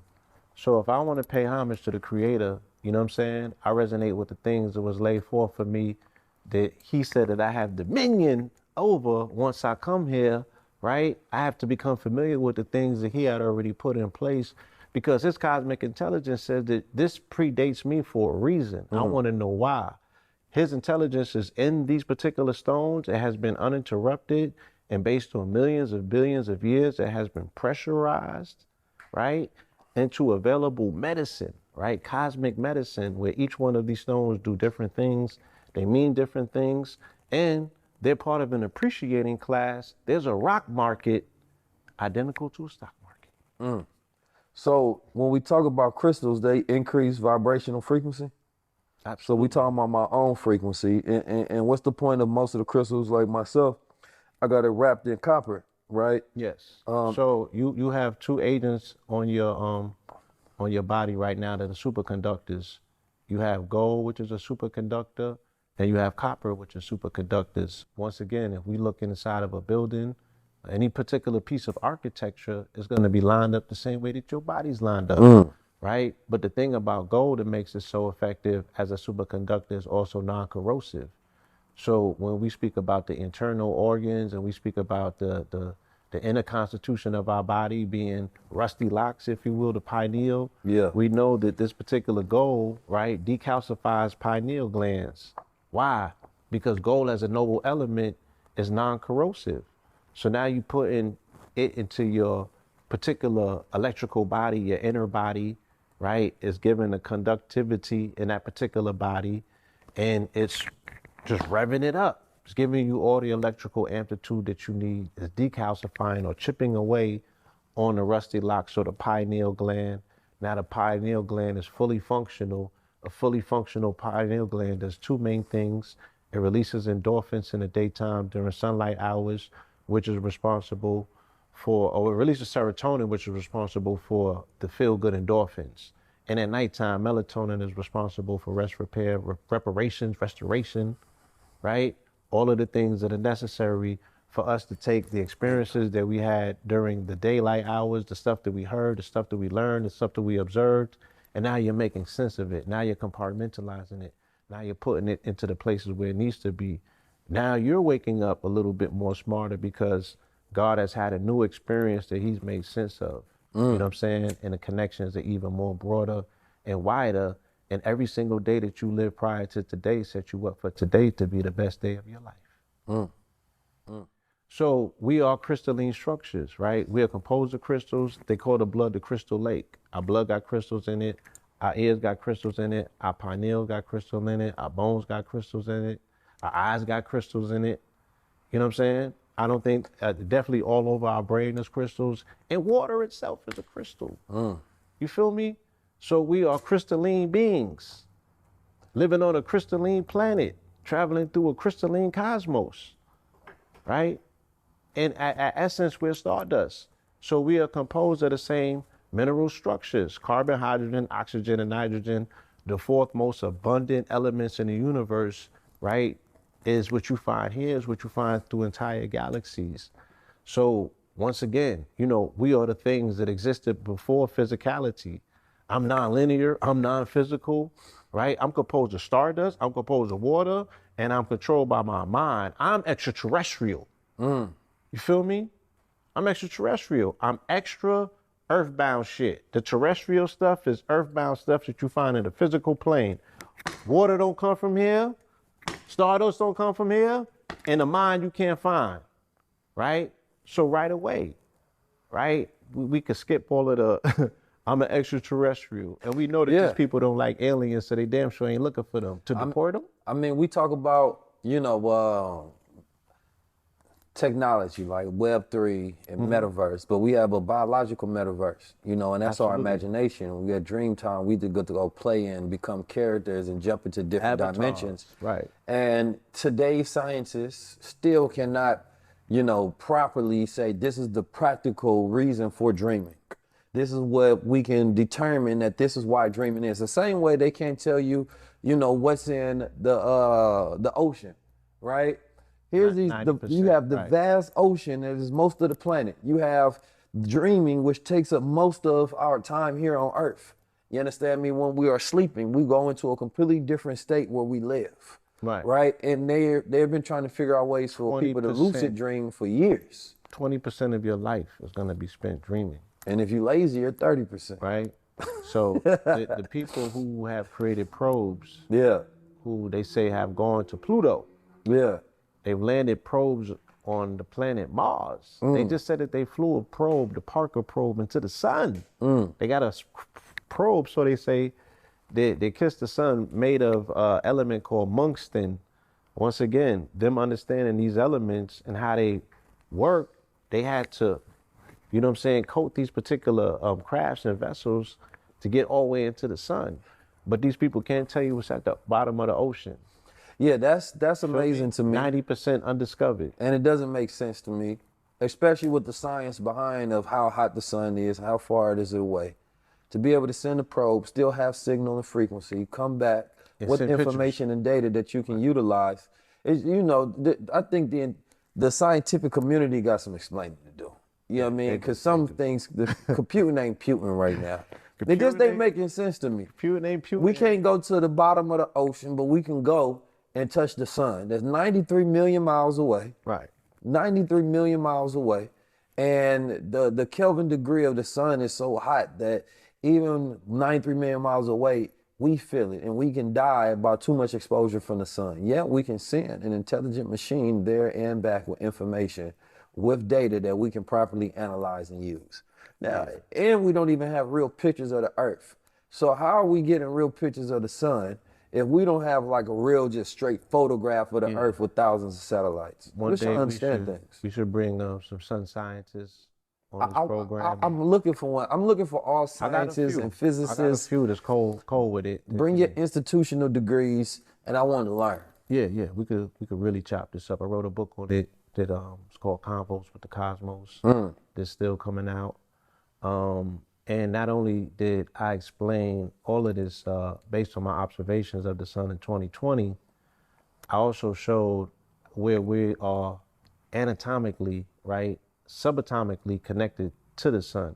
There's a part of us that is inside of us that's also inside of the sun. So this is is it how true we're that interfacing with it? is it true when the sun has its pulses and it sends its waves of solar flares?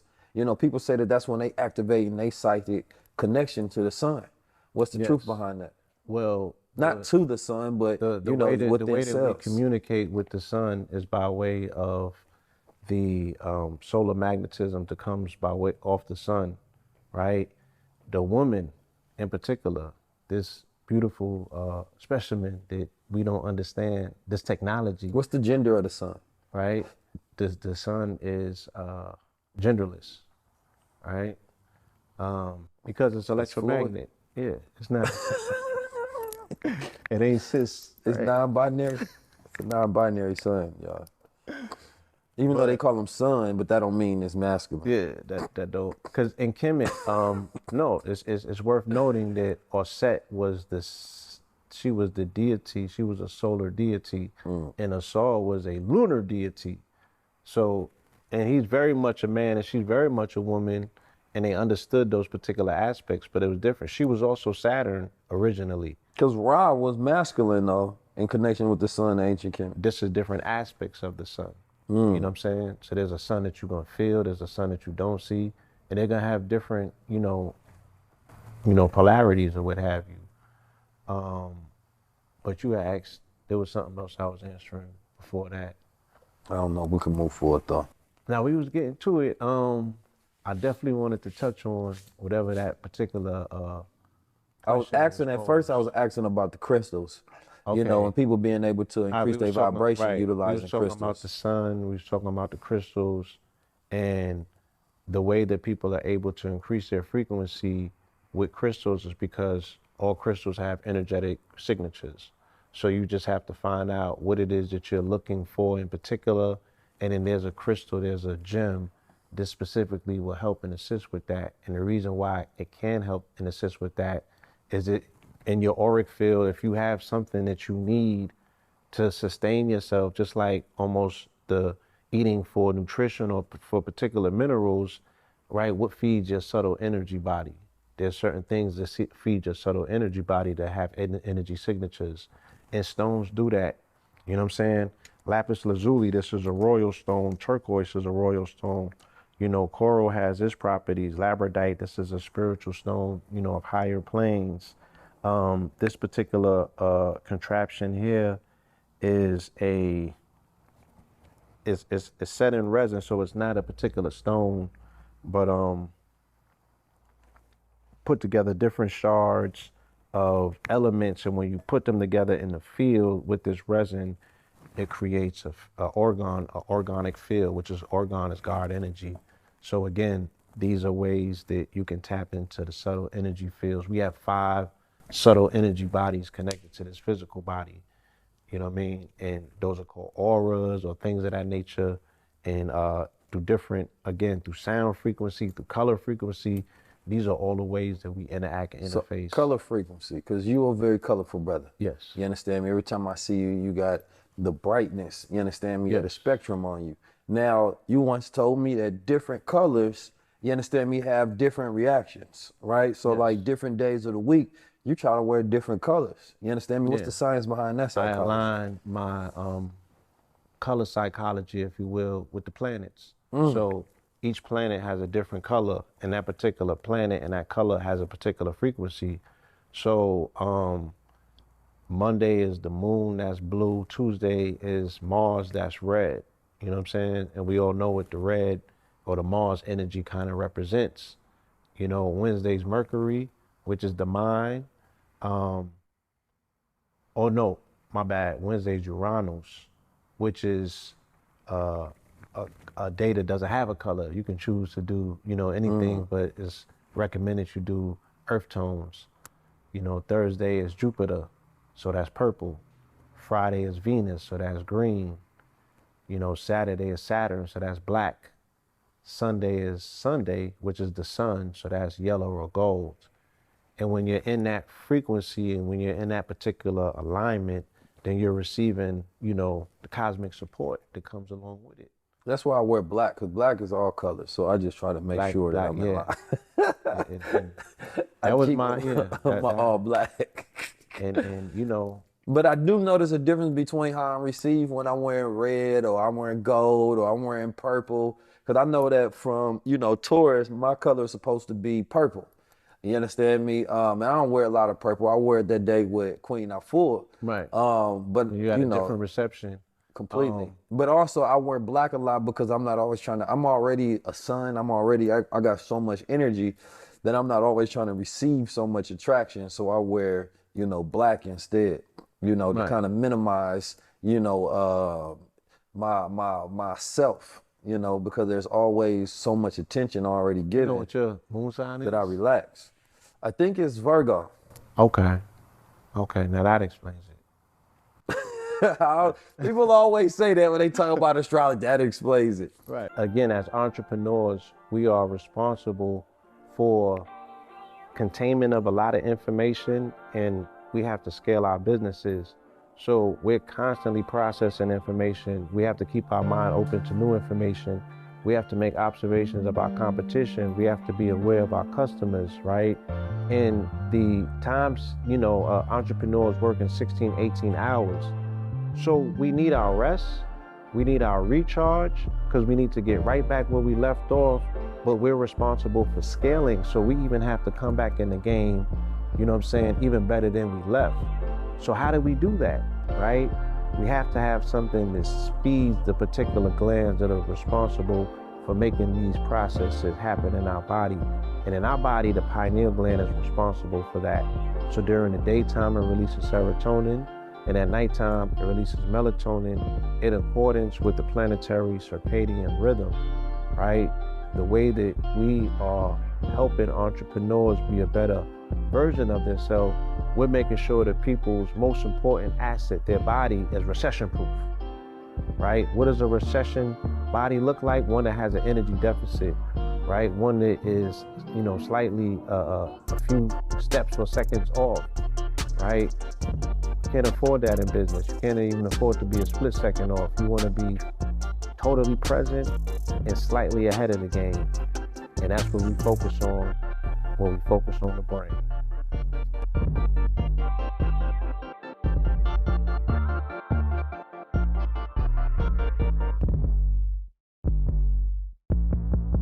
Right. Man, I want to get to a couple more things before we get out of here. So like astrology, right? Yes. Because I talked about this briefly with Billy Carson.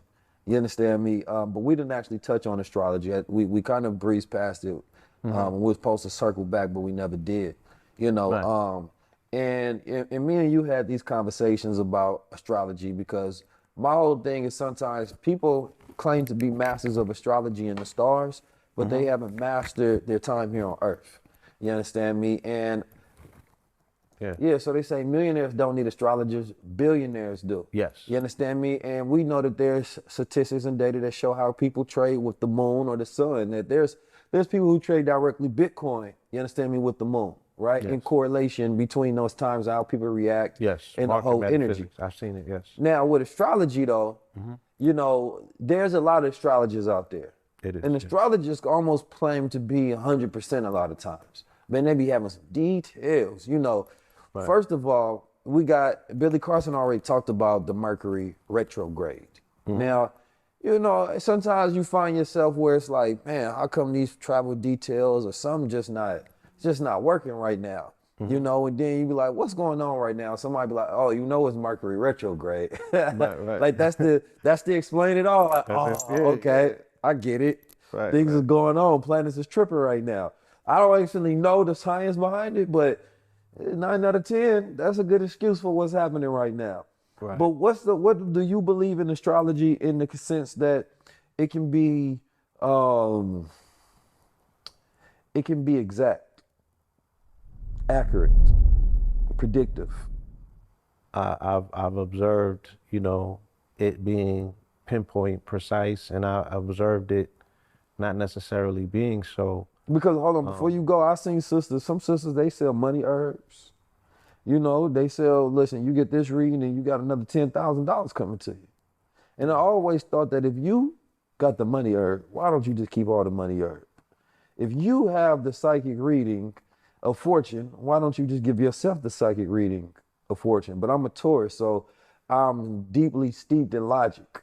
So yes. I bring all things down from the stars to the plane, to the earth, which is why probably my relationship. And I've had astrologists give me readings and let me know about planets, because my whole thing is I want all the information.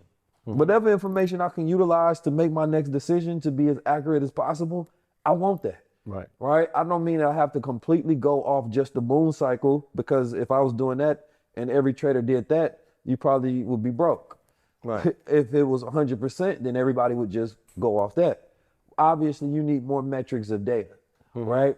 But when it comes to astrologists, I'll make it seem as if this metric of data is enough to live off of. Is that true? I mean, some of them wholeheartedly believe that. Again, this is based on their observation. Some people can have a particular metric and they can see the whole board, but don't know how to teach it to somebody else. So we're listening to them, talk about their observation and how they've utilized their observation to master this matrix. You know what I'm saying? Your eyes are connected to your brain, right? So your eyes are going to be reflective of what your brain can process. So these people have a different ability to observe the world and collapse waves, the way that they choose to. Like me, I said I'm a silver surfer when it comes to retrograde energy, Mercury retrograde. If it's Mercury, right, I'm a silver surfer. I'm not going to be underneath the wave, trying to swim my way out of what people consider to be a non-favorable time. Because I'm like, the market don't close during retrograde. You know what I'm saying? Like, and I don't want to get attacked by the astrology community. I'm just playing God's advocate here. No, you understand me? No, these are definitely, because especially if it has great validity to it, then we want to get accuracy and science connected to it so that we can really establish, utilizing that as a methodology to build out our institutions, to increase our ratio of winning in life. But you asked a question earlier, and again, I think that it's a synthesis of different metrics, right? Utilizing human design for staffing, right? If you want to build a corporation out, why not find out who's who and how they work together? Because projectors work better with manifestors, you know what I'm saying?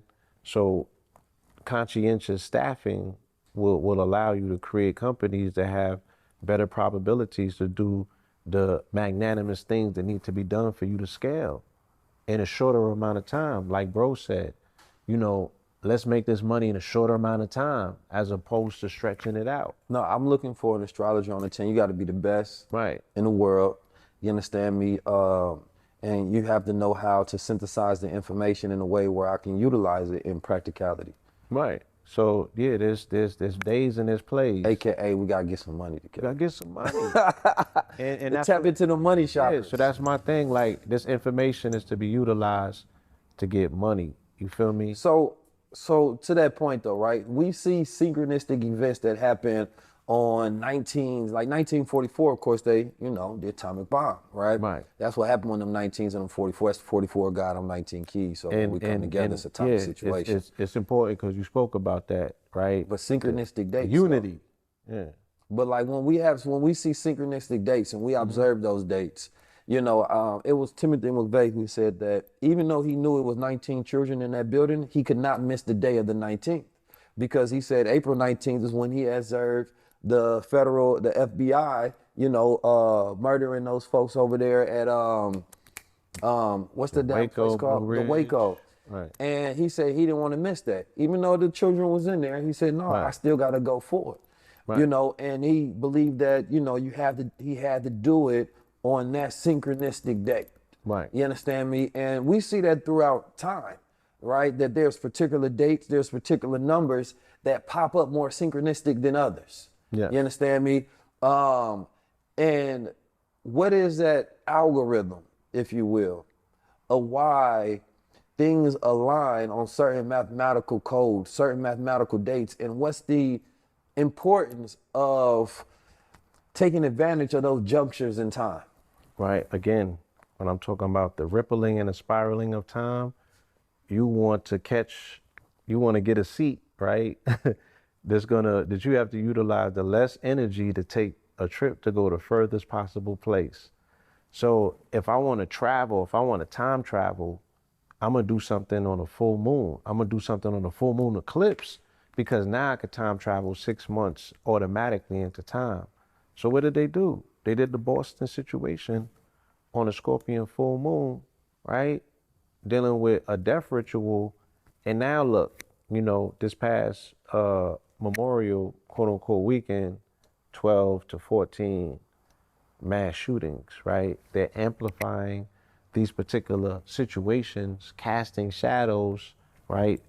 Putting blood on the altar, casting a shadow, making it very intentional, making it a cosmic event, and then utilizing this lens, right, to project a 6-month window, and then they catch the next full moon eclipse, which is now in November So how do we 8th. use it?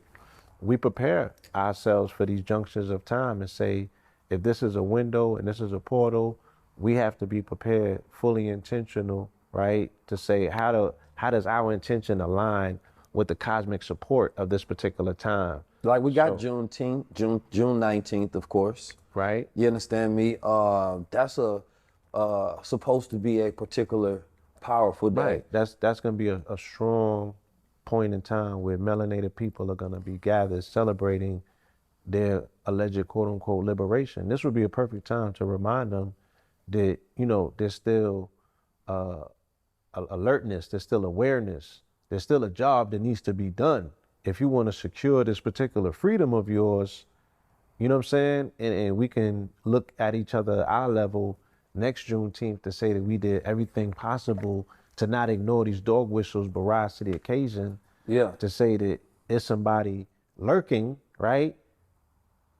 That doesn't have, our best interests at hand. So when we look at days like that, let's say like Juneteenth, like Black, Black, so-called Black History Month, those are times where Black people feel more Black.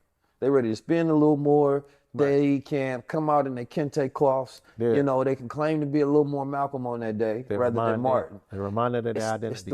And they're allowed to. They're given the liberty. You going into your workspace, somebody got a kente cloth on, and you're like, hey, it's Black History Month. But then in March, you better not come in with that same outfit. It's almost like Halloween. It's an extended Halloween. Yeah.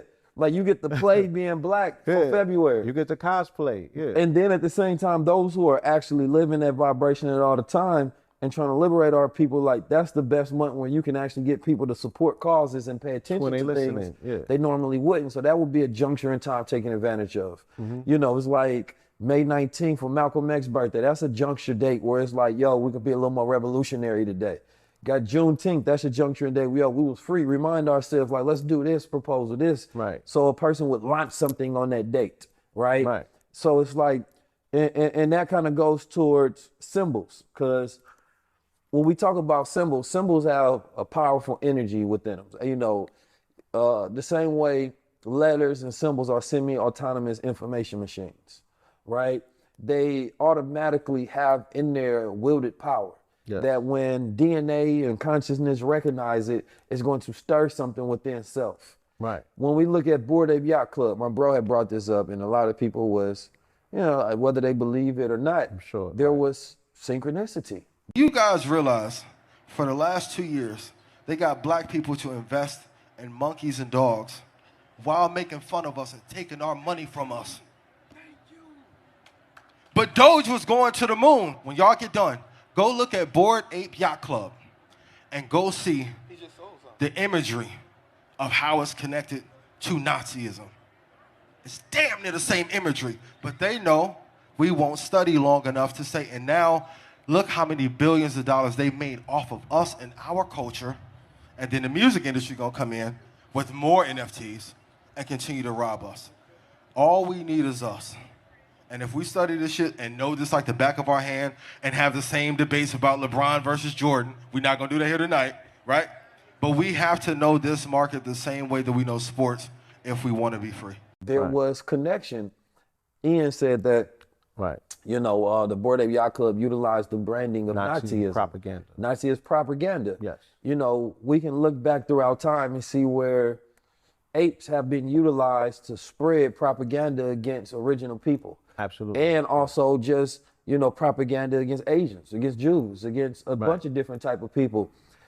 And there was so many connections that they couldn't be ignored, right? It's one thing to be like, when I first seen it, I'm like, apes. And then I told my partner, I said, listen, man, because we was having a conversation, I don't say the brother name, because he done made a lot of money off the apes, and kudos to you, because I say, man, racism ain't never made me that much money. You understand me? So I ain't mad at you. I said, look, if you want to test me to see if I'm real about this, shit into my wallet and see if I accept it or not. But to the point though, because, I think that the larger point was that we will happily, imagine if those were Black Panthers, that wouldn't have did as good. Right. But if it's something that's making fun of the whole world, you understand me? Making fun of different peoples. Our world, right. And the part was that the Nazis knew what they were doing. They were so scientific. That German engineering was some of the best on the planet Earth and still is. Right. So when they did branding, the Soviet Union did marketing, they did it at the highest possible level, and everybody else copied that platform. Right. So it would make sense to me that if a person wants to go build a brand, then they're going to steal from the original brand makers. Right?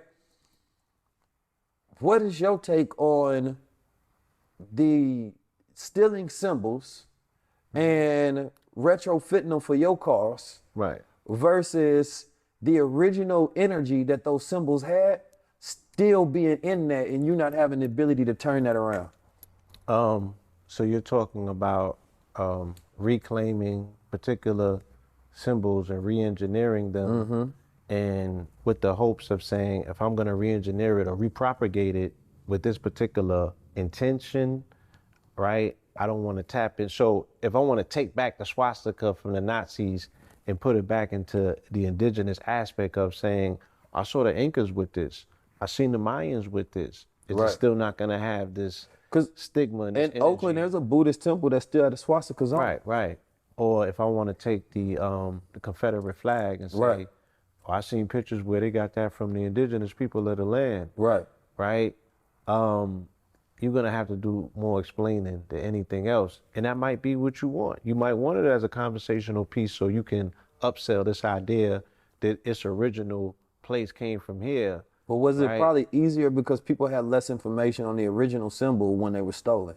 Absolutely. Because now the symbols are so widely known and spread and inside the minds of people, it's hard to, you would have to find the people who are dumb to the symbols, then use it.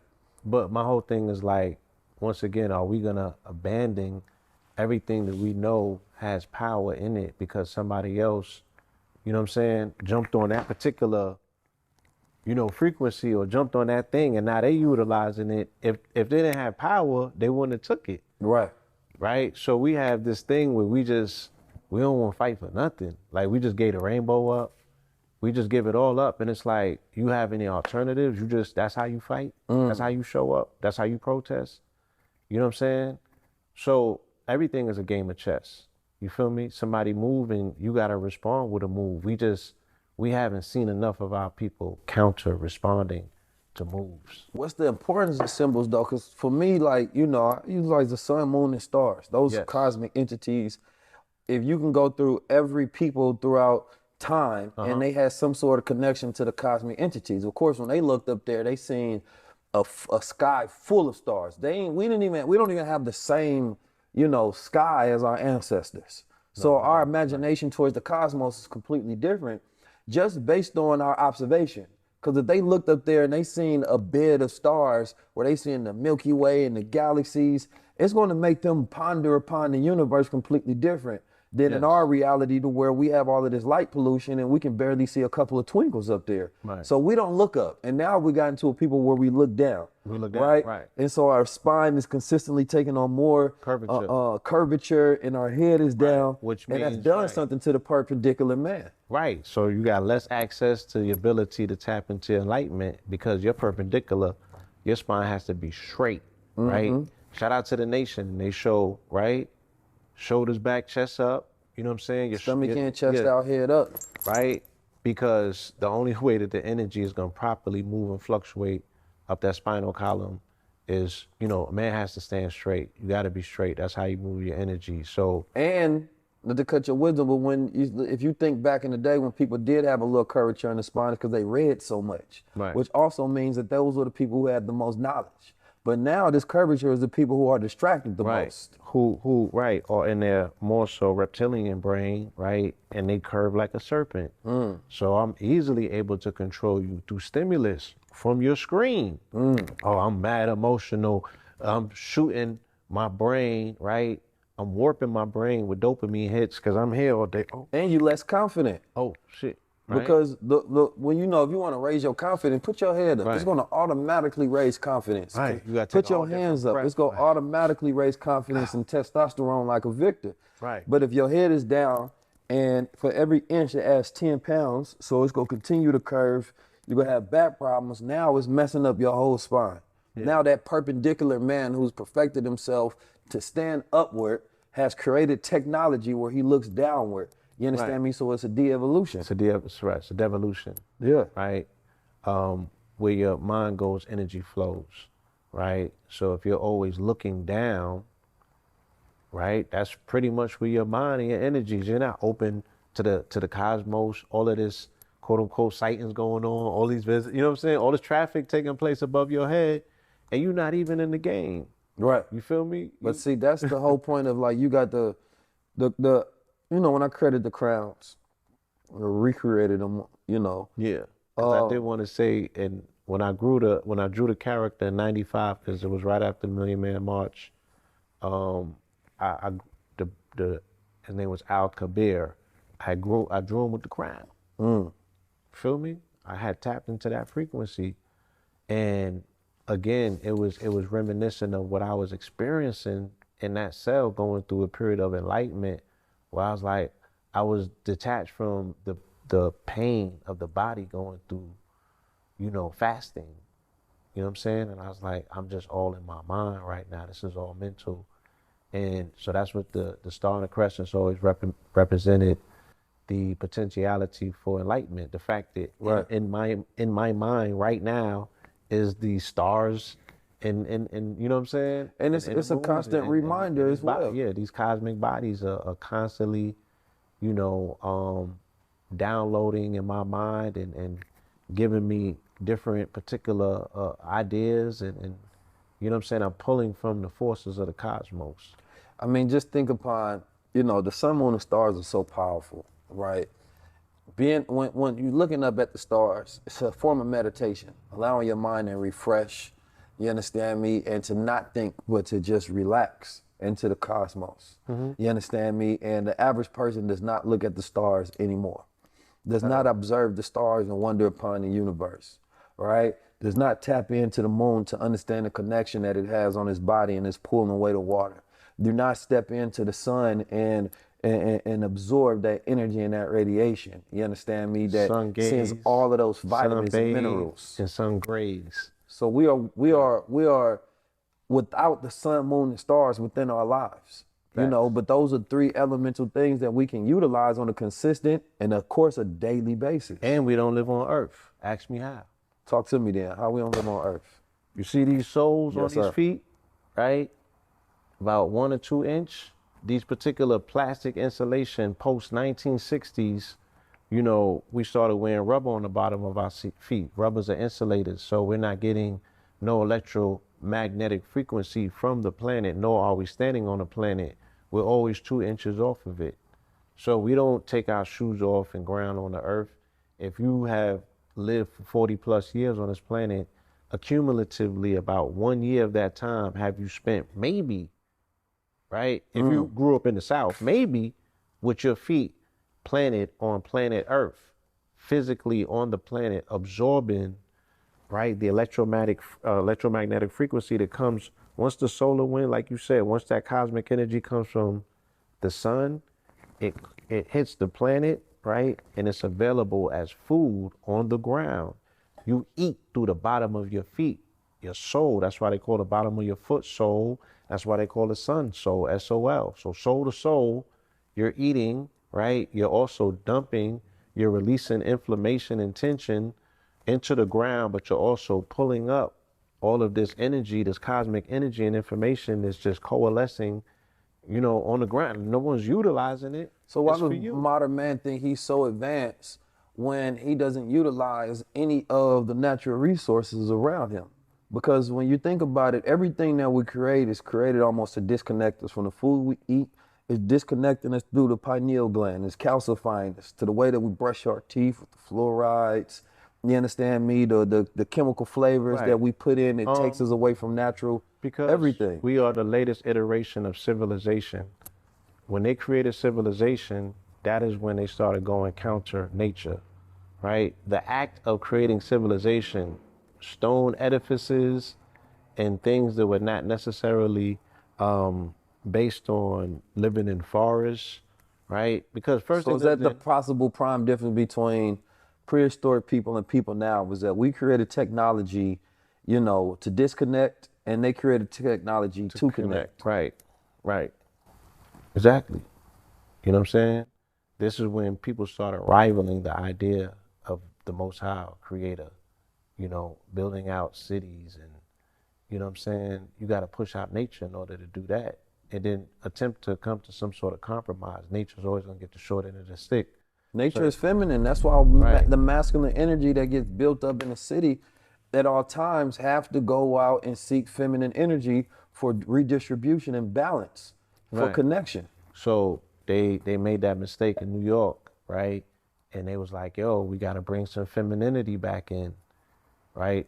They had built it out initially for the financiers and people was making the bread, so they made it super cosmopolitan, and they took all the nature out, cut all the trees down, and then they had to go and snatch Seneca Village, which is Central Park, and then build the rest of the artificial city to bring in a sense of nature, because they destroyed all of it, to appease to this anglicized, westernized mind that did not have an appreciation for quote unquote nature. This is not somebody who came outside and was able to go and eat by picking food. This person had to chase their food in inclement climates, right? So they have a different relationship with nature than you do.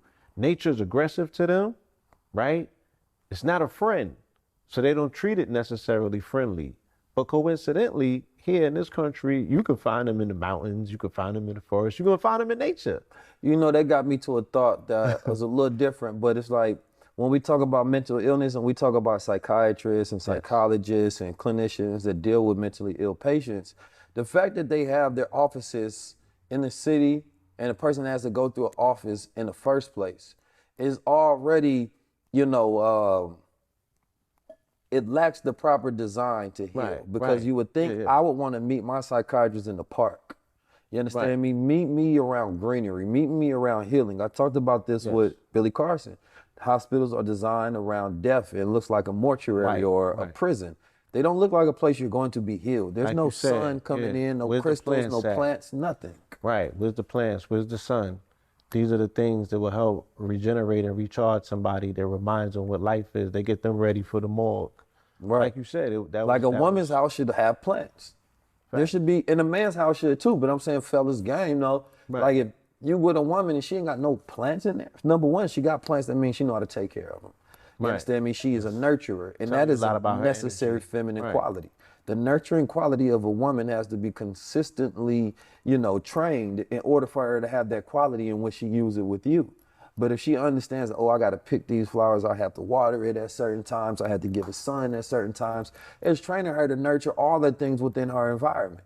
You understand me? That particular power is necessary within the feminine quality. So going into a woman's house, there's certain things you should see within that environment. You should see some crystal. You should see some sage. You should see some gold water. You understand? You should possibly see a paradigm keys. You should see a singing bowl. You understand me? You should see some plant, something that represents that she is a nurturer and a healer. Femininity. Right. Yes, feminine energy. So you got your plant mamas. You understand me? And if you like me, you a plant daddy. You understand me? I take care of plants as well. That's right. Ladies, make sure you get you a fella that know how to take care of plants. You understand me? Like, how does a woman regard a man? She sees the relationship he has with his mother.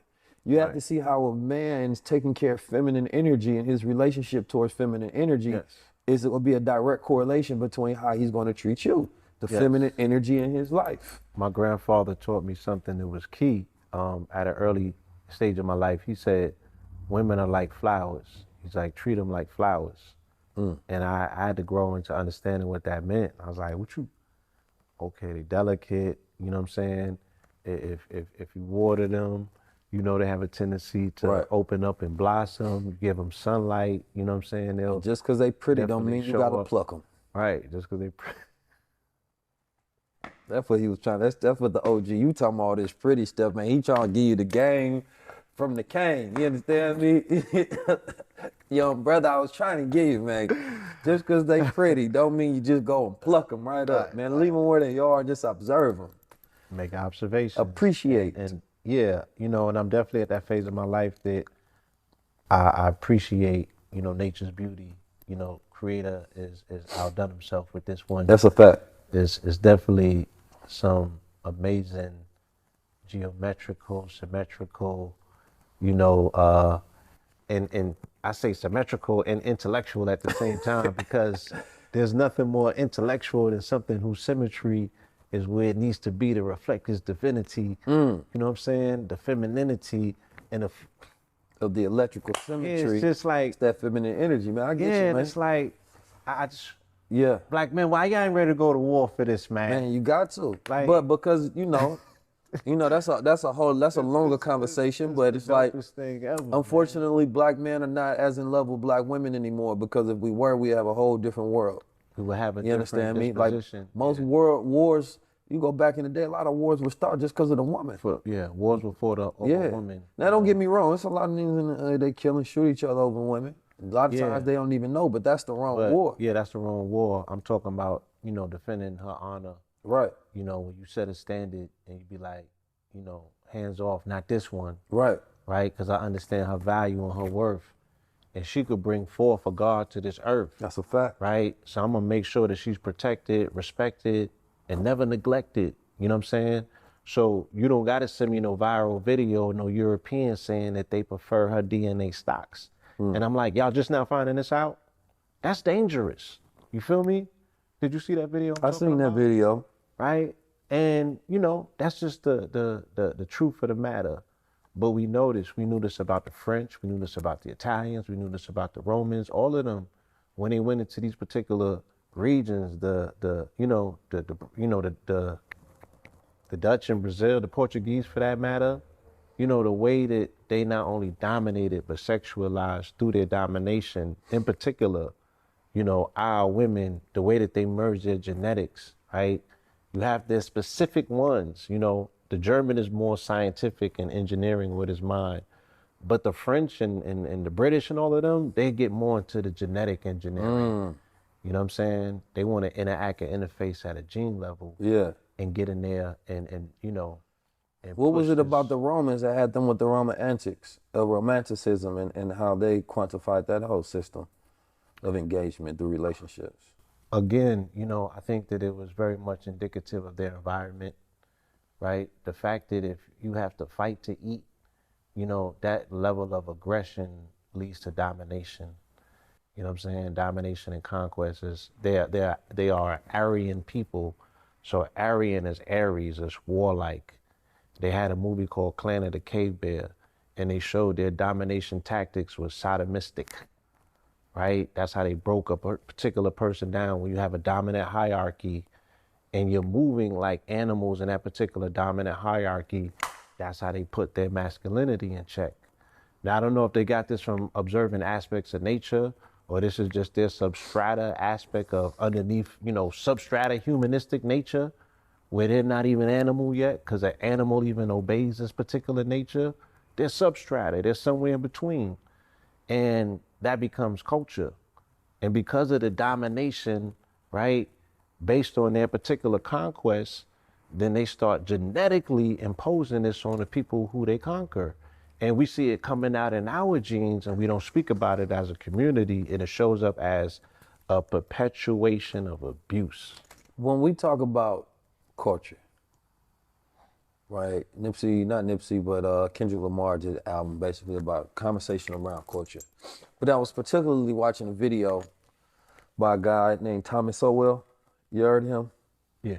So he was talking about culture, and he was talking about how culture usually gets passed down blindly. When people see another people that they're around and they follow it, right? Right. And it was specifically talking about how black culture of Ebonics stemmed from, England, right? The England ghettos, when they were replacing, he was utilizing the example of, replacing be, with proper English, like we be there, or instead of saying that we go be there or we're going there, we bees this, we bees that. Right. But he was saying, like, even when you look at phonetically the language that was connected to us, and how, the Southern rednecks were the ones who were called ghetto at first. They were the ones who were considered to be intolerable because we had a higher literacy rate, right? We were more civilized in environments, but those were the ones that were, thrown aside and discarded, by the higher so-called sophisticated society.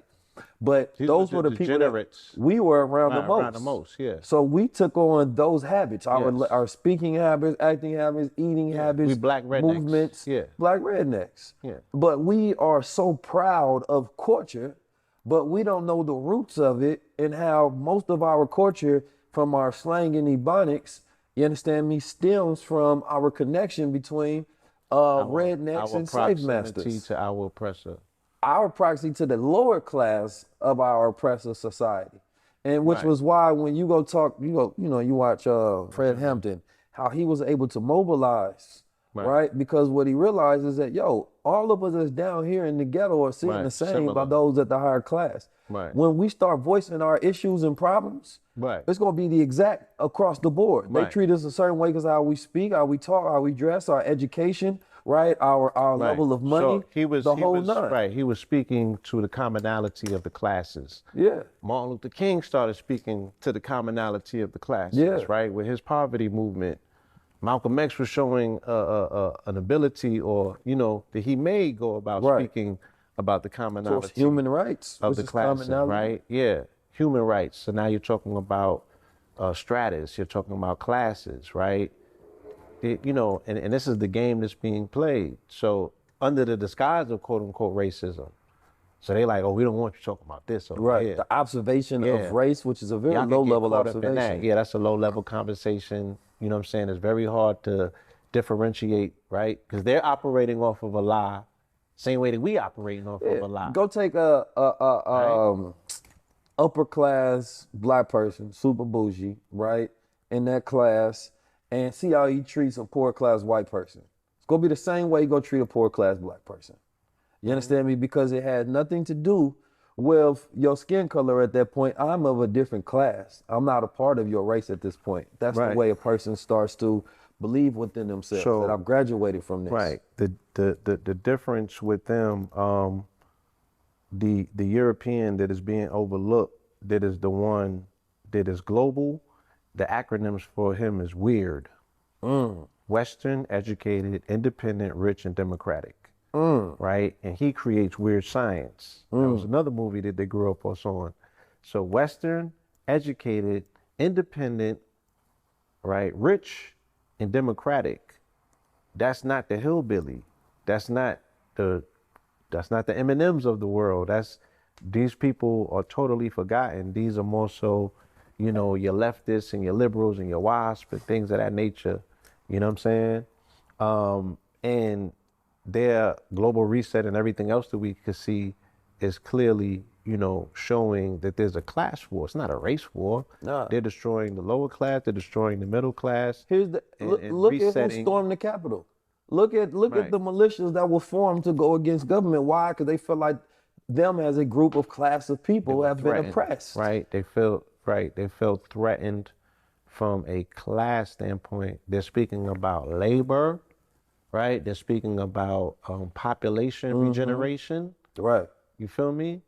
So these things are class issues. They're not necessarily, they may observe them from a racial prism to say, oh, this particular class of people or race of people are replacing us, but they're speaking about the ability for them to maintain a particular quality of life. Which is also why politics is such an illusion, because if you wanted to create parties, you would create parties based on the class of people who have the same problems. You understand me? Not just across all spectrums and say I'm Republican or Democrat or independent. No, well, this Republican may be, in a completely different tax bracket, eat, live in different jurisdictions and tax brackets. This person may be a poor redneck, but y'all both consider yourself to be Republican or Democrat. But if you created it to say that, yo, only difference is when a person goes to another class and they jump into another field, but it would at least be more equal in terms of representation. But when the moment that you can get people from thinking race-based to class-based, the people have more of a reality check to where they actually are and their interaction and reaction with the government and issues, problems, policies, and things that they face on a normal everyday basis. And you start to observe a little higher than that brother got black skin, I don't like him, he can't do this, that, and the third. Because I promise you, a lot of times the way, and this is what a lot of poor white class, they can understand, like, yo, way y'all treat him like a nigga, I feel that same way if I'm treated by my own people.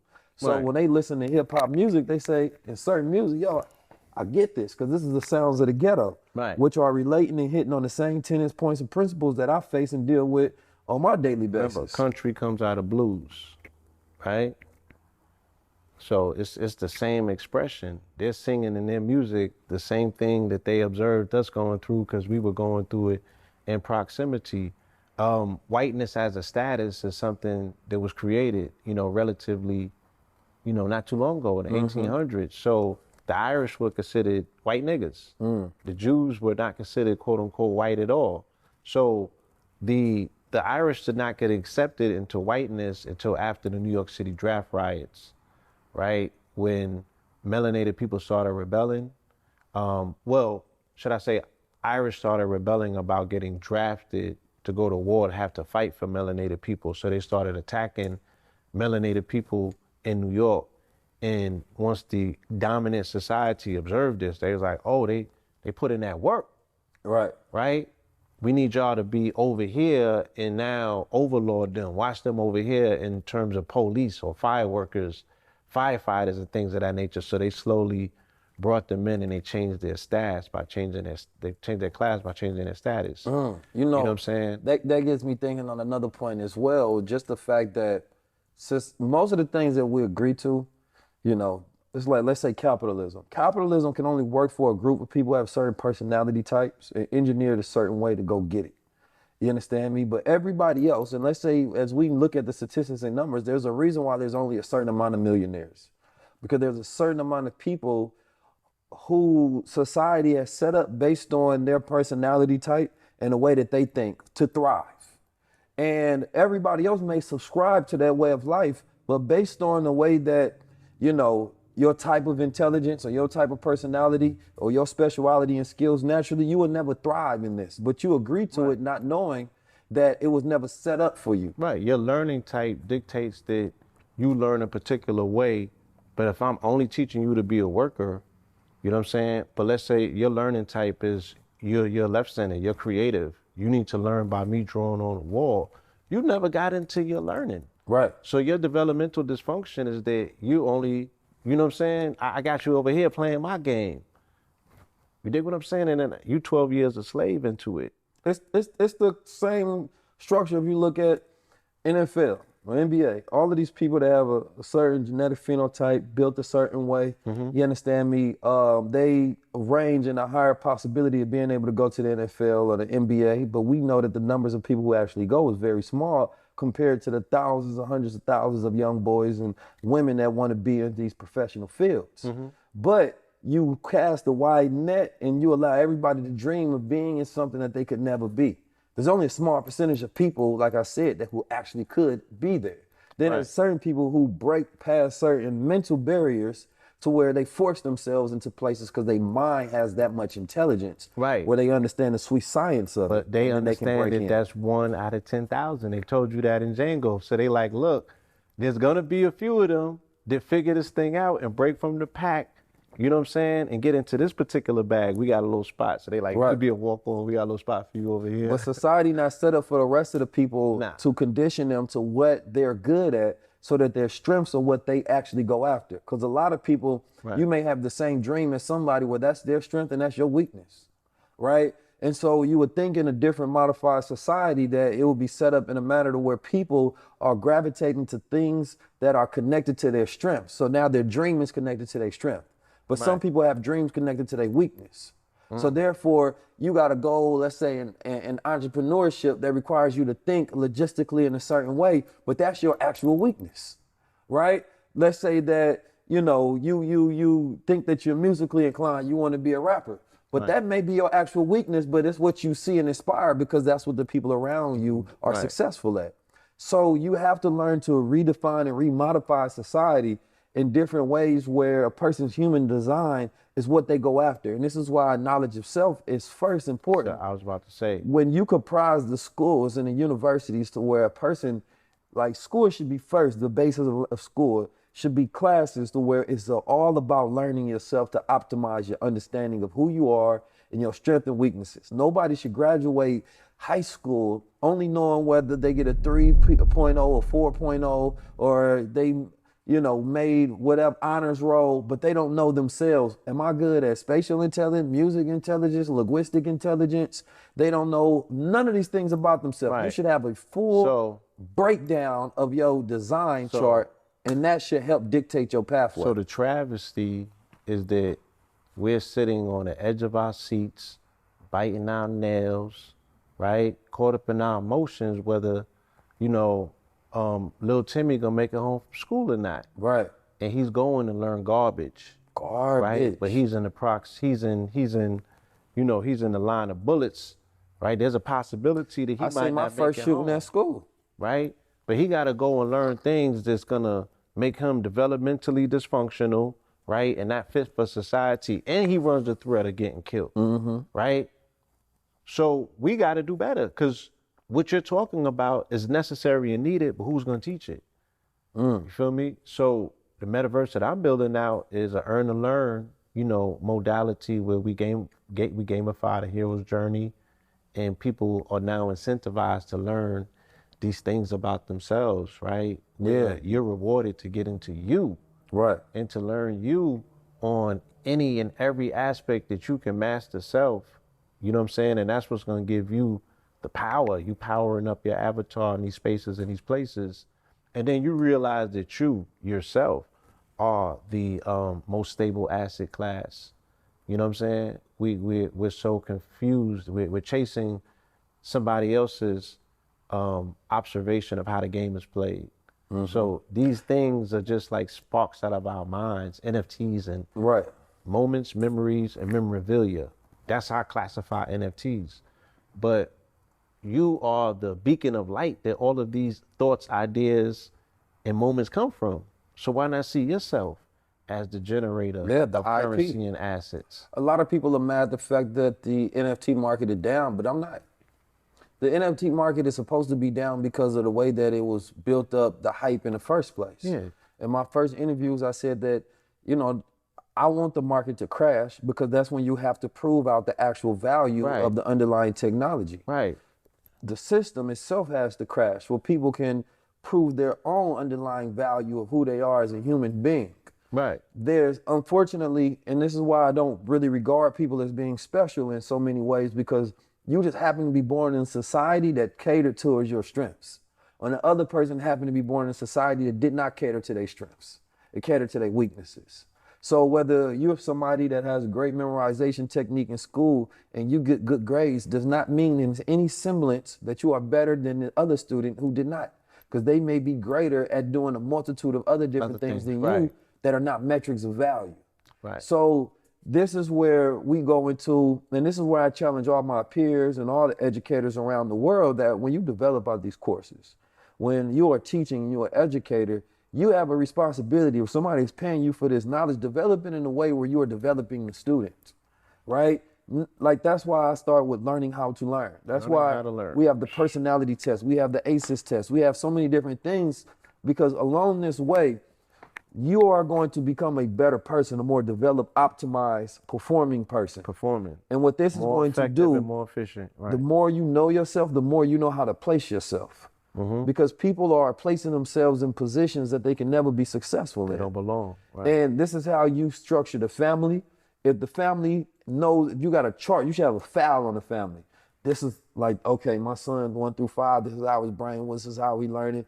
So therefore, you not just telling them, oh, you should be a lawyer or you should be this, you should go to school in this. You can actually give them guidance based on their framework, their mental and biological framework. Their proficiency. Their proficiency, because this is what they do when you go into FBI, CIA, NSA. They take all of these tests to know who you are and where you will be best placed. It's your shrimps, right? Right, and the companies are doing the same thing now. They have more data on you than your parent will ever know. So they're studying you conclusively to understand what are your likes and your dislikes. And now imagine if that same work was utilized to help benefit people's life rather than just capitalism, right? Instead of trying to get you to just buy, how about I'm doing this to help you become a better producer? And this is where we reverse engineer and we add righteousness into these systems so where we can modify our behavior towards better nation building. Because a bigger issue is that if we had an algorithm in a super quantum machine to be able to look at all the black minds, understand who should be placed in what category, we can easily start saying that, yo, you should be in this part of the world, you should be over here, you should be doing this job, you should be a part of this intelligentsia. And this is the mind frame that I'm putting that out in the universe that we are building out. Not that we're going to, that we're building out, because we have to start reshaping people based on where they need to be. It's built. It's built. Just call forward the pieces of it. You know what I'm saying? It's built. It's already here. 27 cubes form a Rubik's. So you should pull in those 27 scientists.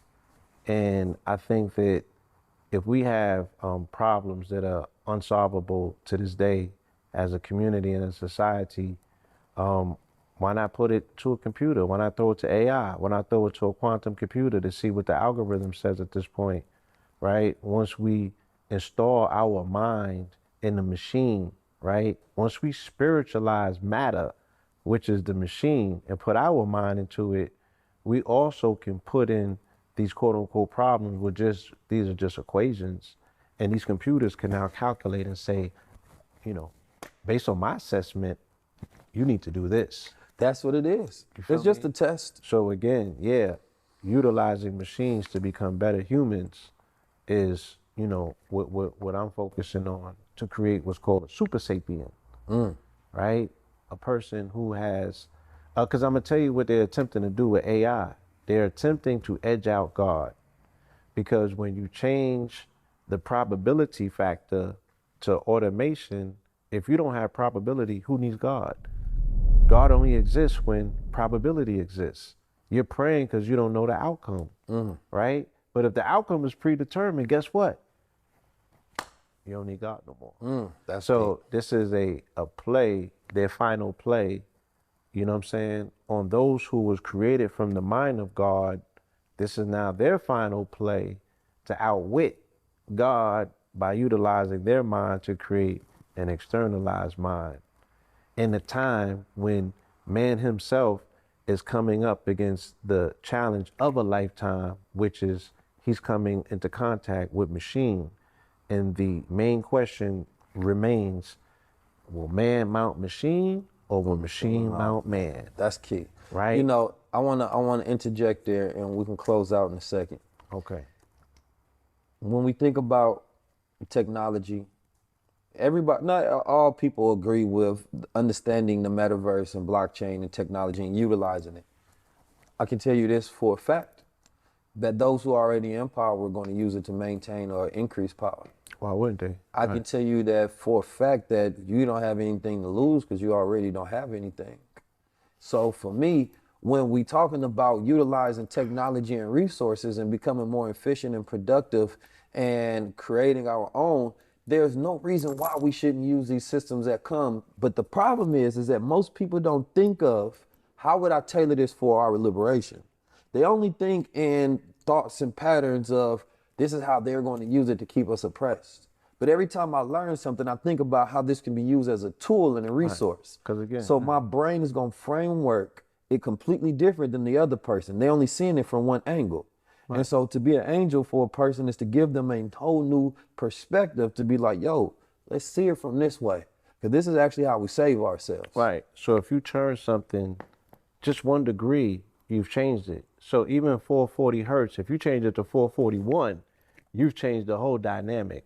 You know what I'm saying? So you don't have to go through 180-degree change for it to be substantiated.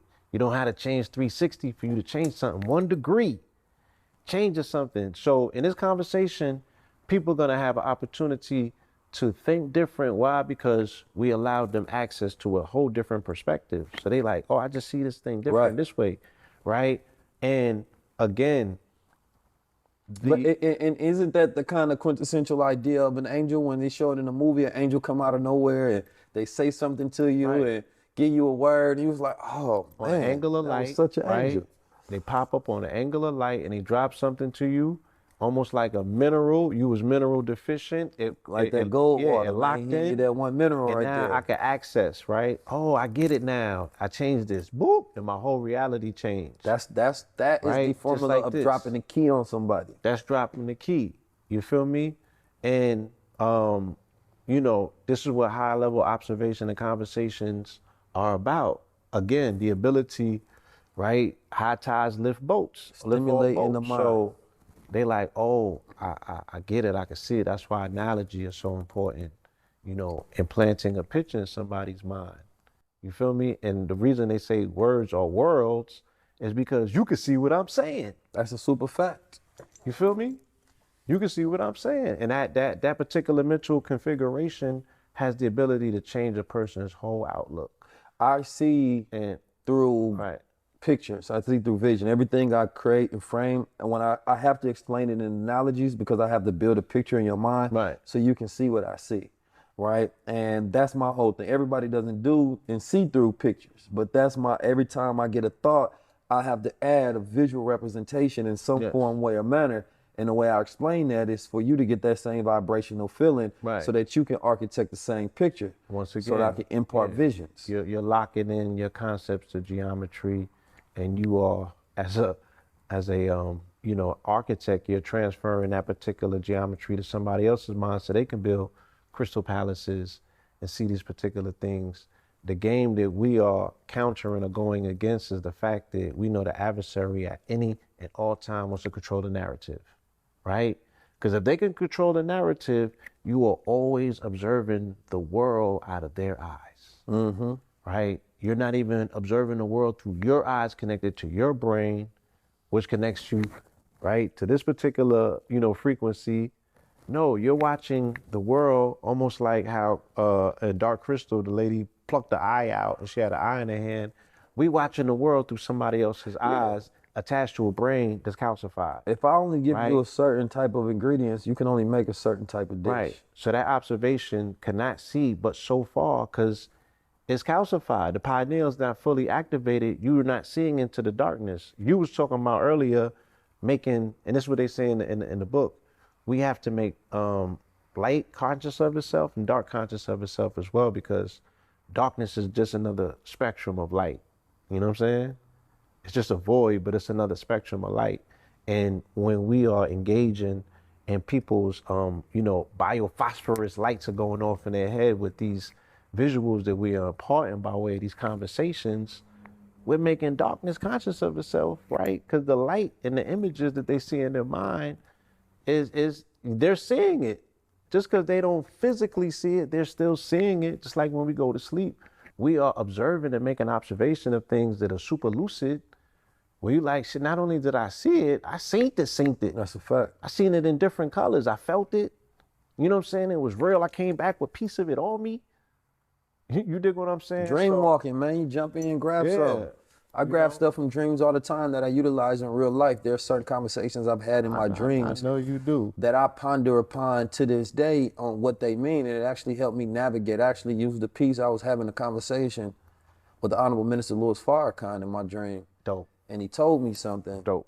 And I pondered upon what that meant for a very long time. You know, and yesterday I was faced with somebody saying something of similar semblance. But now that I've already been through the iteration of that thought so many times, that I had a whole lot of experience in dealing with that particular matter. So when I dealt with that individual, people was like, yo, you dealt with that amazingly.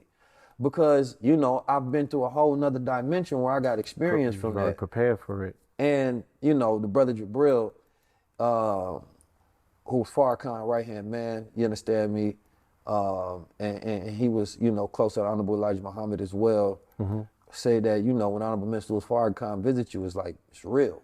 You understand me? Because you got to think about the many times where you have a dream about Malcolm X or Honorable Elijah Muhammad or Marcus Garvey. You don't have a dream about certain figures too many times. Now, people tell me I'm always in a dream.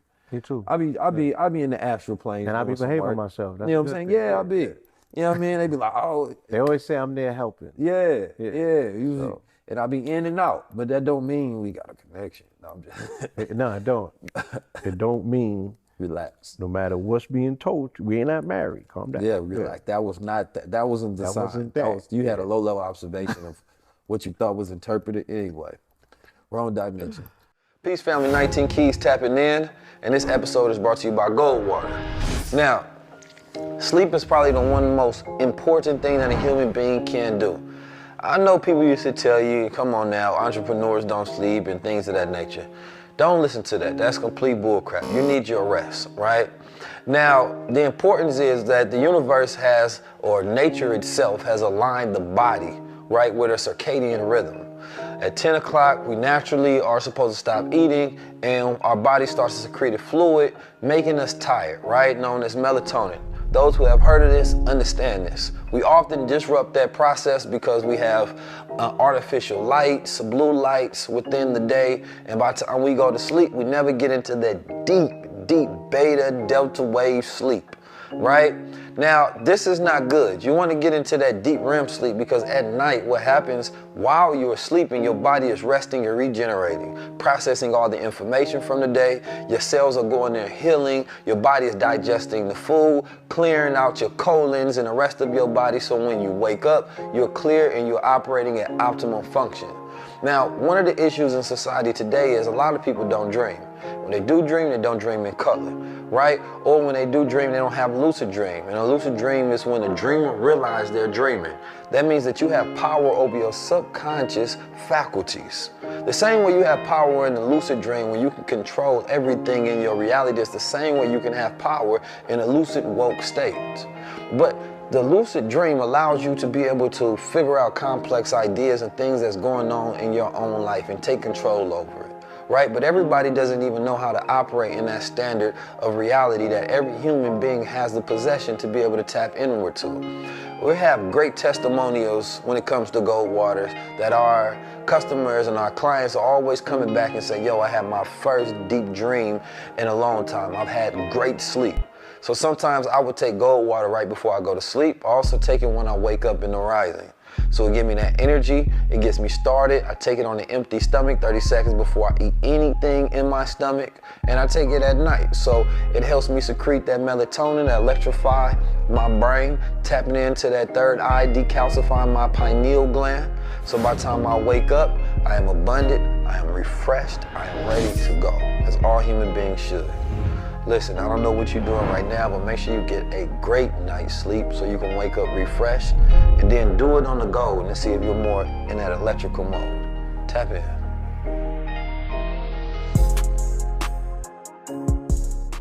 I love y'all.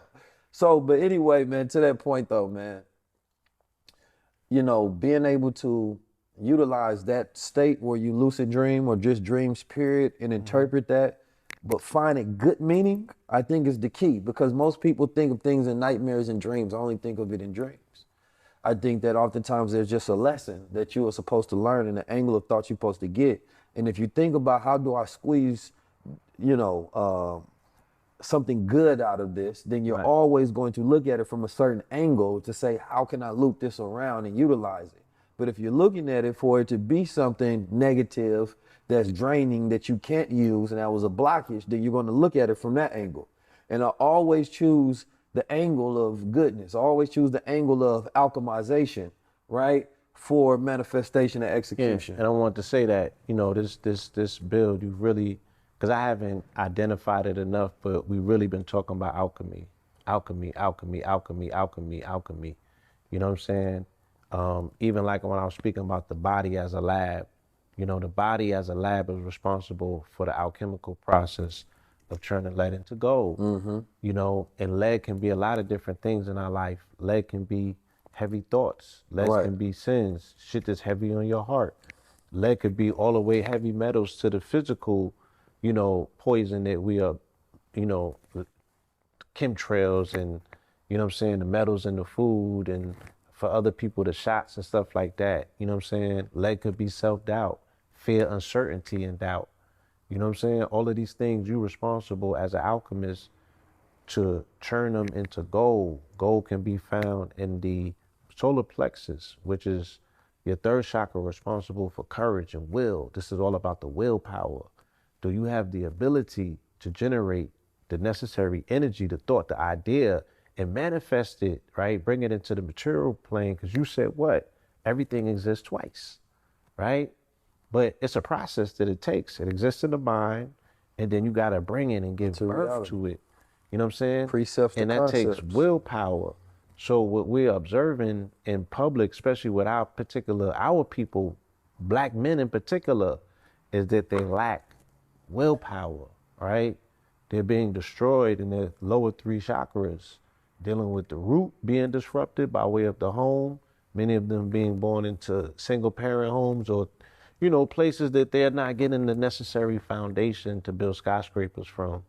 And then some level of sexual abuse or some level of sexual introduction or orientation at a younger age, because when the mama's not home root, you know what I'm saying, it leaves the child somewhat vulnerable, sacral, and then coming into the solar plexus, the willpower's not there because he's dealing with, you know what I'm saying, the shit that he ain't deal with, you feel me, with that trauma that happened over there, right? And then he shuts off his heart for talking crazy with his throat or running game, you know what I'm saying? And then these higher faculties are just non-accessible, right? Now he out here pimping, Yeah, pushing them lost, peas. pimping and simping. And so, you know, I want to end the conversation here as we went through a lot of different things, and I like how you put the alchemy spin on it, because, you know, we talked about crystals and all of these different things that you use, and all of it is to attune you. You understand me? To be at your highest vibrational self at all times, whether you're utilizing gold water to electrify that pineal gland. Right. You understand me? So that you can increase the lucid dreaming, hand-eye coordination and different things, where you tapping into one of the bowls and, you know, you hearing one of them. Hold on, we gotta get a bigger sound than that. You understand me? And you Yes. putting yourself on a higher frequency, but also allowing you to be able to tune into the moment, which is a key thing. Whether after this and you've been spending this much time blue light watching us, you go outside and go look at the sun a little bit. You know what I mean? Go find somewhere where you can step on grass and ground yourself.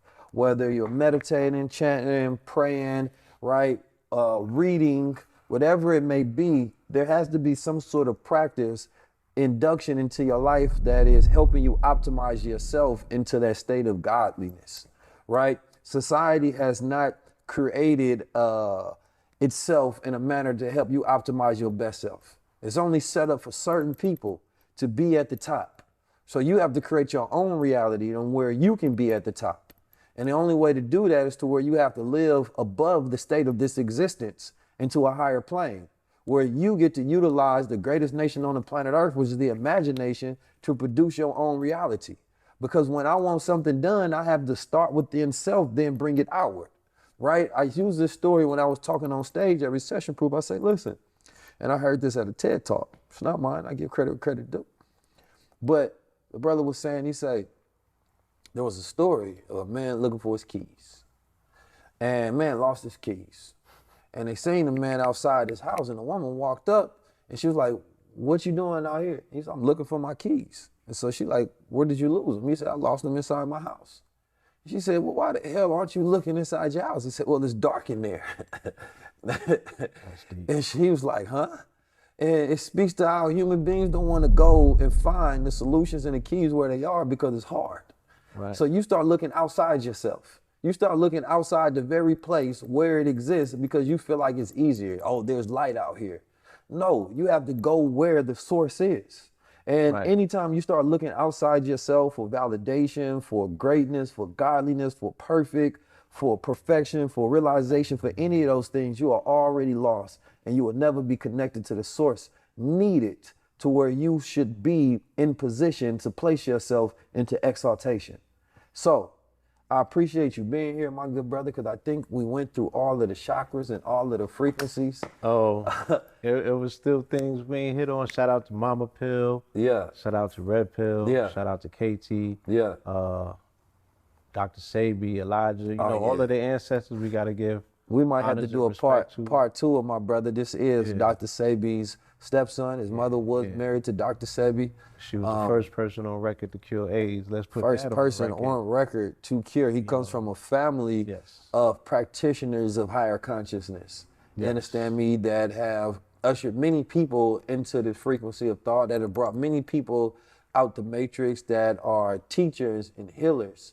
And which is a very, very rare that the mother and the sons, you understand me, follow that particular path. Yeah. So you all were met the elder at blessed the with a age certain of- light to do age that. of 5, and he Dr. had Sebi? Yes, he had an indelible impression on us.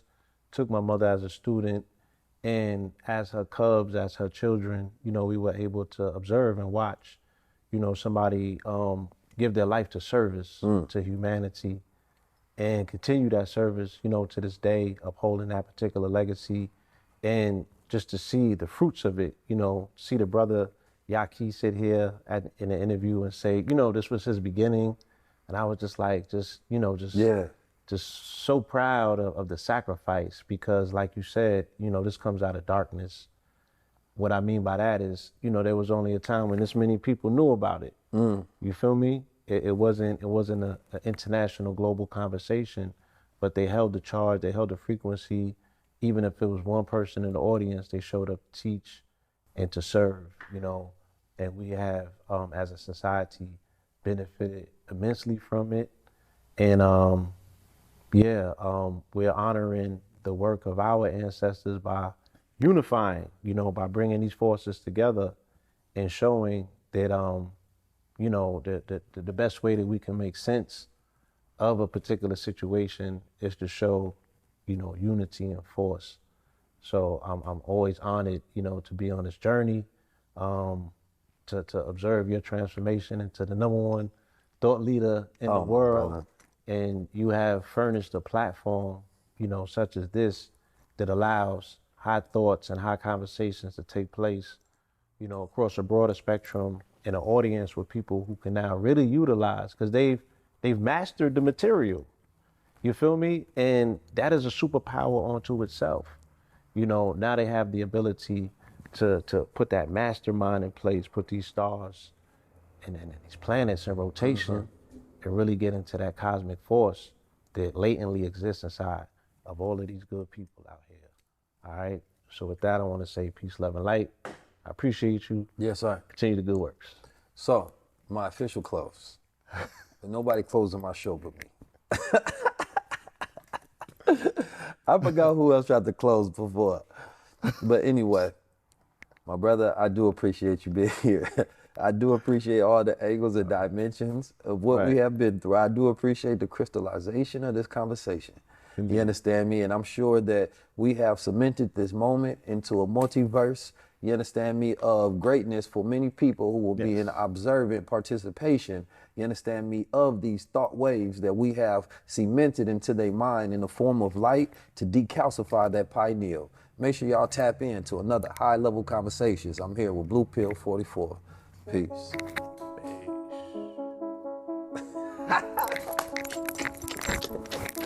That was That was a good one. Yeah. I'm gonna let him get his. Yeah. I'm 19 Keys, and this is high level conversation. Tap in with the guys.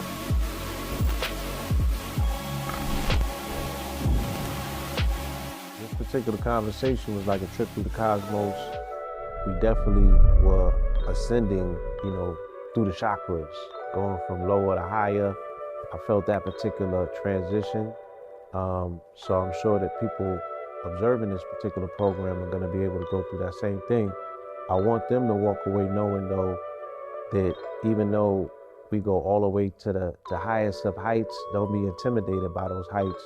You too can attain this level of access to information. Every journey starts with one step. Yeah, man, Blue Pillar, reason I had him on here, he a pillar of the community, he a pillar of the culture, man. He's a pillar of consciousness. He's an encyclopedia and a wealth of knowledge and information in all fields and ranges. I know people that are hedge fund managers, rappers, celebrities, psychologists, doctors, all sort of different people follow Blue Pill, and they tap into, the science in which he teaches, which is not institutional science. You understand me? You're talking about getting to more of that crystalline consciousness to where you're talking about utilizing some of the occult methods. You understand me? And utilizing some of that gnosis and that higher knowledge. And that brother is an adept in the school of higher consciousness. So I wanted to have people understand that, you may look at one person because let's say what they talk about all day is financial literacy, right? And in this structure of America, and it's a capitalist society, of course, financial literacy is going to resonate. This is the greatest movement that we've seen of it, financial literacy. But at the same time, we have to have financial consciousness. We have to have higher consciousness, because if we get money without righteousness, you understand me, then we're going to become devils because of the way that we're going to use it. And it can be used against us as a tool to become our God. And I think that this brother is constantly reminding us to think outside the matrix. You understand me? I always say that, and I think this is a perfect way to describe Blue Pill in this analogy, is that, the box don't think outside the box. Don't think inside the box. The box don't exist. You understand me? And I think that when I get to a roundabout of thinking with Blue Pill, when you try to structure with some of the layers of angles that you've got from, a traditional education and institutions, you're going to lose because you're going to be thinking inside the box. And even when you think outside the box, it's only compared to the box itself. But when you remember the box don't exist, then you're tapping into universal law. And that allows you to be able to stream intelligence from places that don't have to be validated because it's verified by the fact that you are the source. So I think that Blue Pill is a curator of that particular stream of thought and consciousness. I've been knowing this brother for years. We travel around the world. We've taught many different people, and I've learned a lot from him. You understand me? Just along the way. Anytime I talk to him, he reminds me of different parts of things that I'm interested in reality, different things that I've studied, as an intellectual, as a self-described scholar myself. So I think that Blue Pill is necessary, and especially because, we all living in the matrix. And it's one of my business partners as well that I've done some great integrable business over the years, and we know how hard that is to find good business partners, because I done work with a lot of suckers. Initially, when I came into the community, there was no community, so I had to put foundations down. I had to start building out things, building out stages that wasn't necessarily for me. You know what I'm saying? I was always wanting to find the individuals who were most prepared to do the job that needed to be done. And when I met Keys, he definitely showed the character of an individual who knew exactly what he came to do. He was on assignment. He's always been consistent with his word, and his intention has been in the right place. And his conversation and demonstration on family, I felt, was the most important topic and the most important demonstration at the time. Things that people may have been overlooking. A lot of people were arguing whether God was a woman or a man or what have you, and not really focusing on the family unit. But you gotta lead by example. So, you know what I'm saying? The brother had the ability to demonstrate in real time what it looks like to put your family back in a position of power. And I think that that's something that we need to duplicate and replicate throughout our country, our nation, this world, especially the melanated diaspora. Yeah, man, I remember when I was you know, thinking about the idea of Goldwater, and I had put it in the chat because it was during the time when I created a group called Shifters, co-founded it with my brothers, and I was like, yo, you know, I did the math on this gold, like this is it, this for the people, this is what we need. You know, and nobody hit me back, but Blue Pill hit me, was like, bro, I'm on that. I'm already into the gold. I've been locked in, you understand me? And so, you know, it was magic from there to where we decided to go into business, you know, and Blue Pill had been a solid business partner, but at the same time, he is very much educated within that field. He's somebody that already had testimonials in the field where people knew him for, you know, giving out the gold. And so it made sense to partner with a brother like that because he was already tapped into that field. And so to find people though who will, you know, allow you to consistently, every time you talk to them, you will have a high level conversation, you understand me, is rare, right? No matter what he's doing at whatever time on the planet Earth, if I have a thought, no matter how out the bounds of reality I may think it is, if I talk to that brother, he's going to be an easy person that validates that thought as real. You understand me? And I think that that's necessary in reality, and why a lot of people don't go outside those bounds of, you know, what's accepted, because they don't have anybody to accept them. You understand me? And, you know, even putting out an element such as gold as a product, you know, we built it based on the testimonial of, you tell me what it did for you. And we got so many beautiful testimonials from people with all sort of ailments and used it for all sort of modalities, that now it has become a staple in people utility within their life and their way of life. Like, you need that gold consistently to keep yourself electrified. That, and of course the mushrooms that we utilize from the different compounds that help with the brains and the beautiful effects that it has on my people who trying to consistently, you know, re-energize their brain to actually work in a time when we need it the most. Because we are trying to solve a problem that the devils and the mathematicians are trying to continue to keep us, from solving. So it requires us to consistently upgrade our software, our hardware, so that we stay tapped in at all times. You understand me? And I believe that that's what these tools are. You know, they're resources that you can utilize for higher crystalline consciousness. Tap in. Peace to you and yours, brother. Blue Pill Report, live and direct. We are here, high level conversations. I'm with your host, brother 19 Keys. I'm 19 Keys, and this is high level conversation.